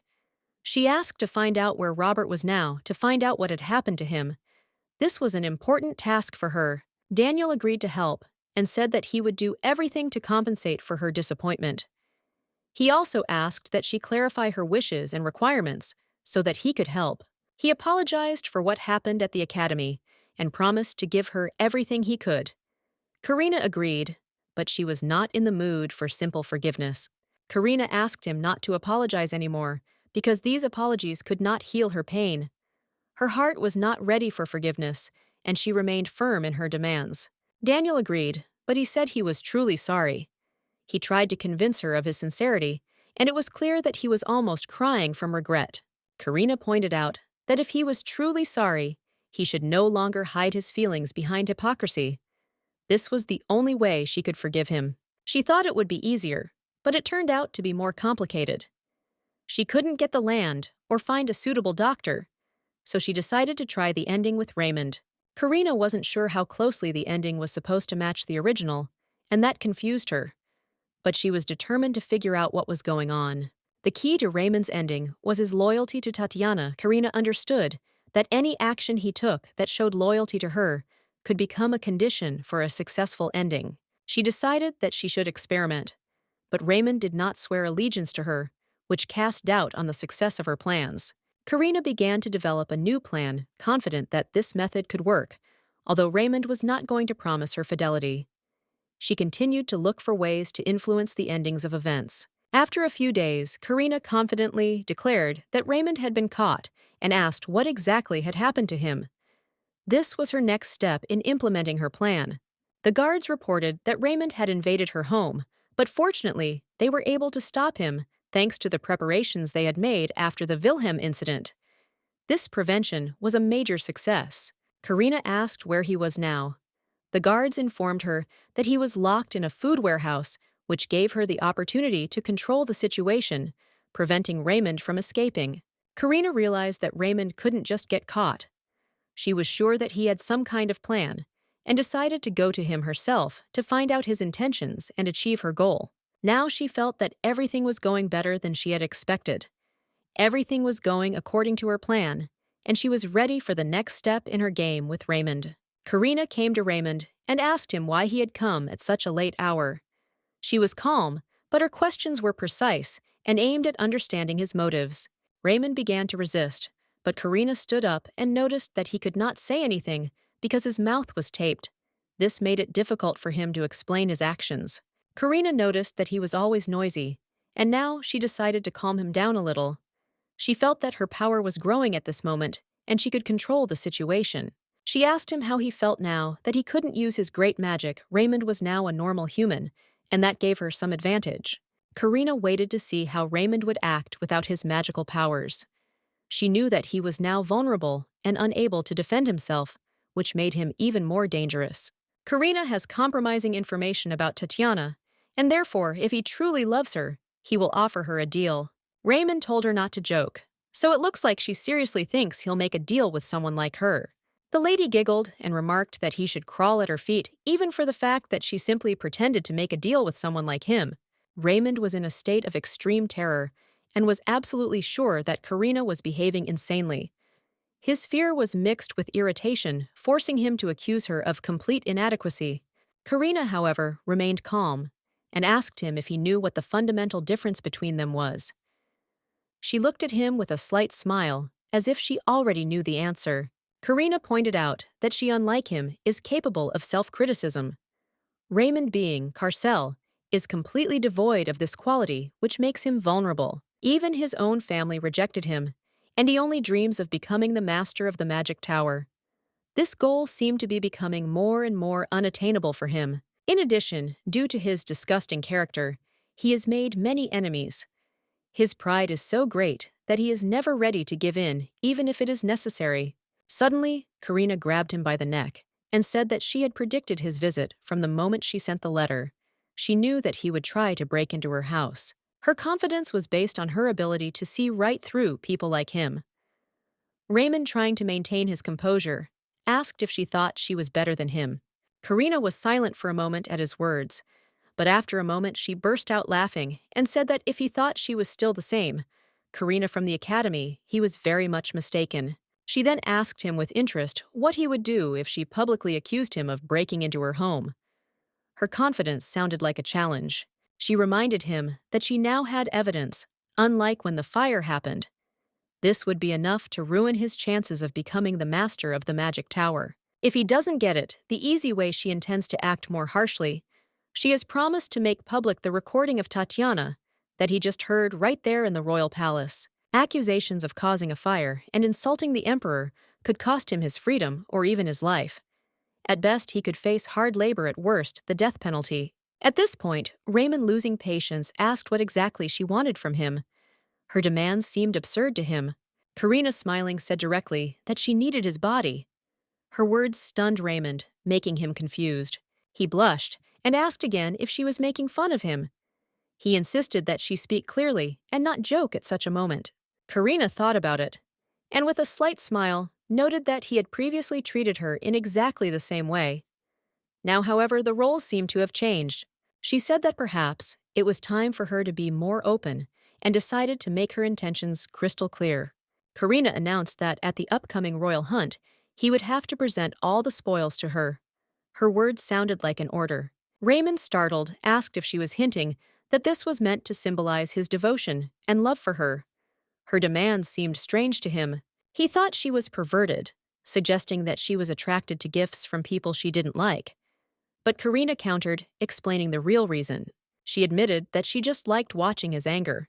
In any case, he has a choice: either lose the chance to become the master of the tower or fulfill her request. Karina gave him time to think, sending for guards to free him. Until then, he could consider her terms. When Raymond was released, Karina asked him if he had made a decision. If he agreed, he had to sign the contract. Raymond was shocked when he saw the document. The contract turned out to be much more serious than he expected.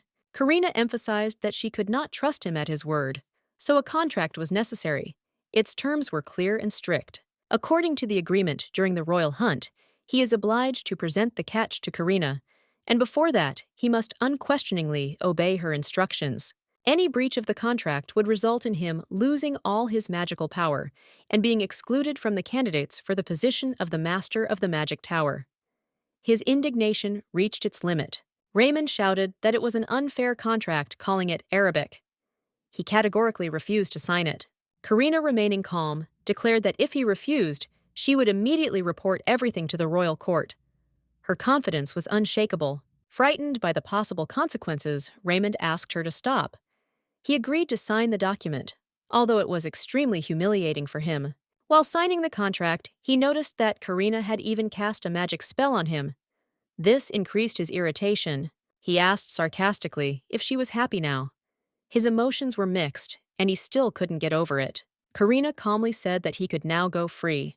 When he stayed put, she asked why he didn't leave. Usually, he would disappear like the wind using his magic technique. But this time, something went wrong. Raymond admitted that he couldn't use magic. Karina demanded that he repeat it louder. He shouted, stating that his magic power had not yet returned, making him helpless in this situation. Karina noted that the magical power had almost completely been restored. If he couldn't use it, the problem lay in his self-control. Raymond, angry, accused her of being responsible for his inability to use magic, demanding that she take responsibility. Karina sighed, noting how quickly he started giving orders again. All she could do was ask him to stop talking nonsense and leave. Raymond was seething with anger, considering her merciless and unfair. He was sure that she was deliberately mocking him.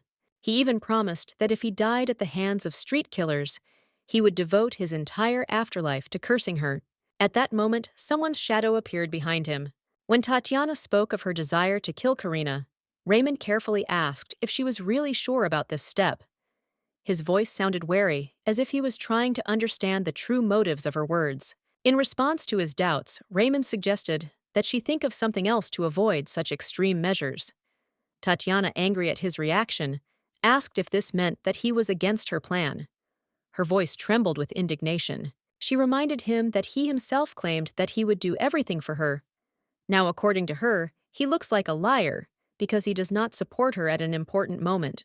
Raymond calmly noted that prison was not a desirable place for either of them.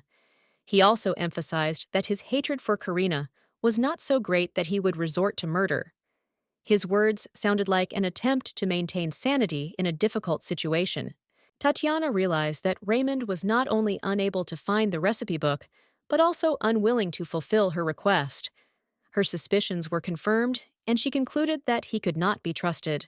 Accusing him of being like all the other men, she resolutely declared her departure.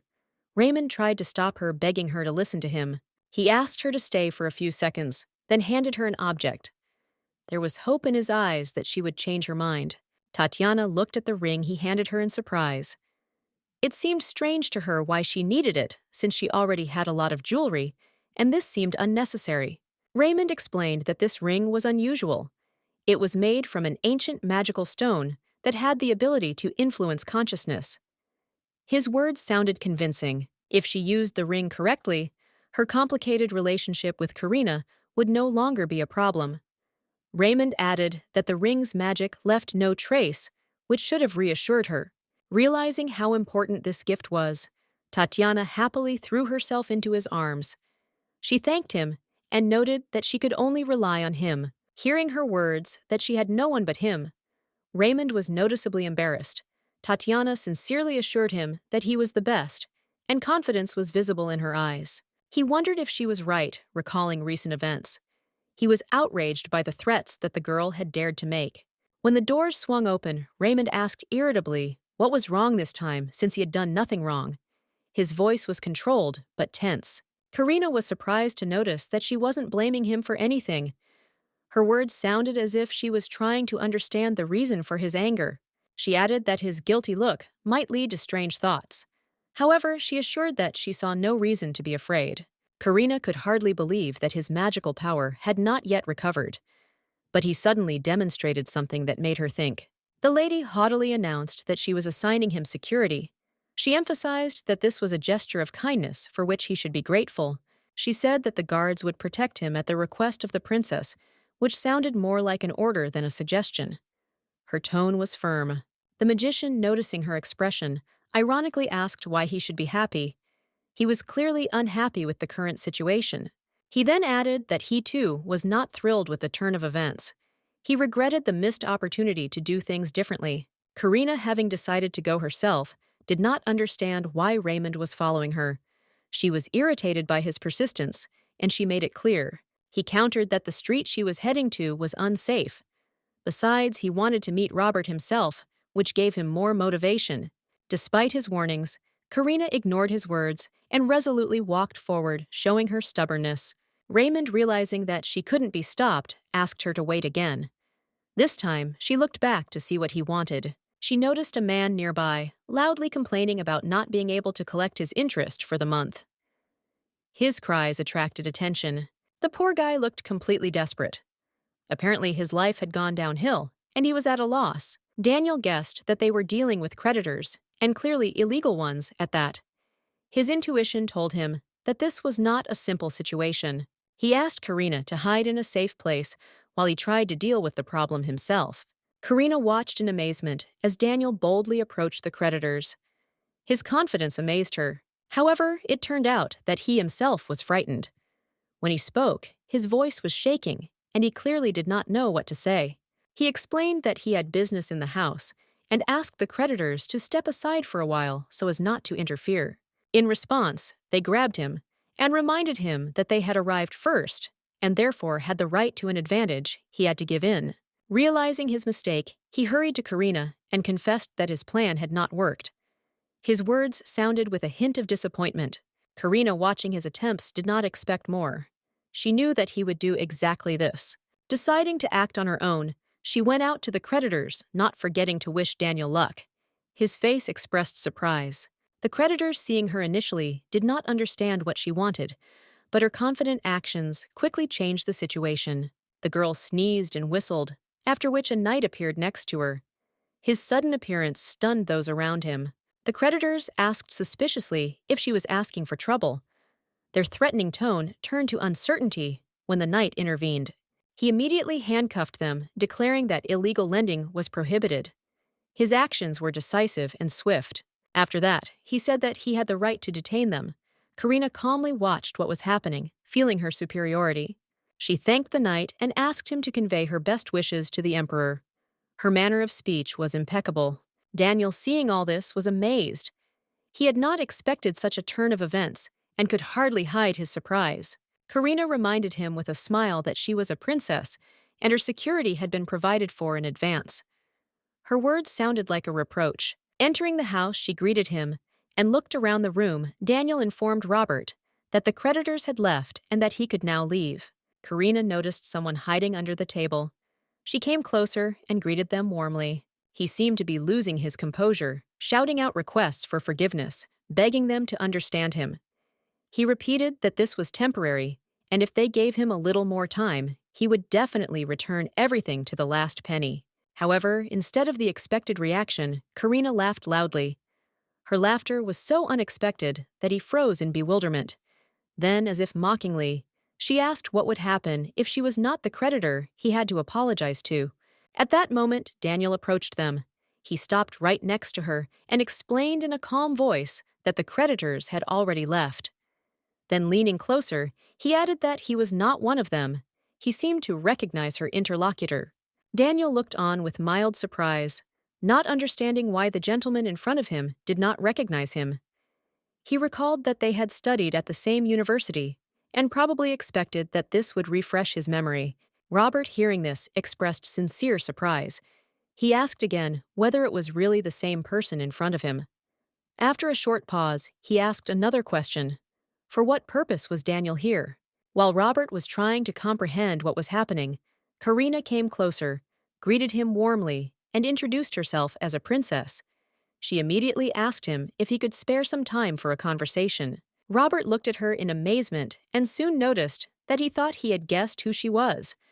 With a slight grin, he specified that she must be the same princess with whom Daniel had broken off his engagement. Karina confidently confirmed his guess. At that moment, Robert turned to Daniel, smiling. He declared that all this proved one simple truth. They say that when lovers quarrel, it is only to amuse themselves. However, Karina abruptly interrupted his thoughts, shouting at him not to talk nonsense. Her voice was firm and decisive. She explained that she had not come here to discuss relationships, but to ask him about one important matter. Karina got straight to the point. She said that her request concerned a serious proposal. She wanted him to take the position of chief physician at the hospital, and she hoped that he would agree. Hearing this, Robert said with a touch of irony that she might want to look for someone else. He made it clear that he doubted her choice. Robert added that he does not consider himself someone who could take such an important and responsible position. He explained that he has neither the rights nor the appropriate qualifications for this. That research that he conducted 3 years ago, he wanted to bring it to completion. Although she doesn't know the whole situation, nor does she know the exact reasons, she does know that. Back then, 3 years ago, his research was suspended. So she asks him to become the chief physician at the hospital. She will soon build and complete the research. Robert was grateful for the honor bestowed upon him, but there were even more worthy candidates for such a position than he.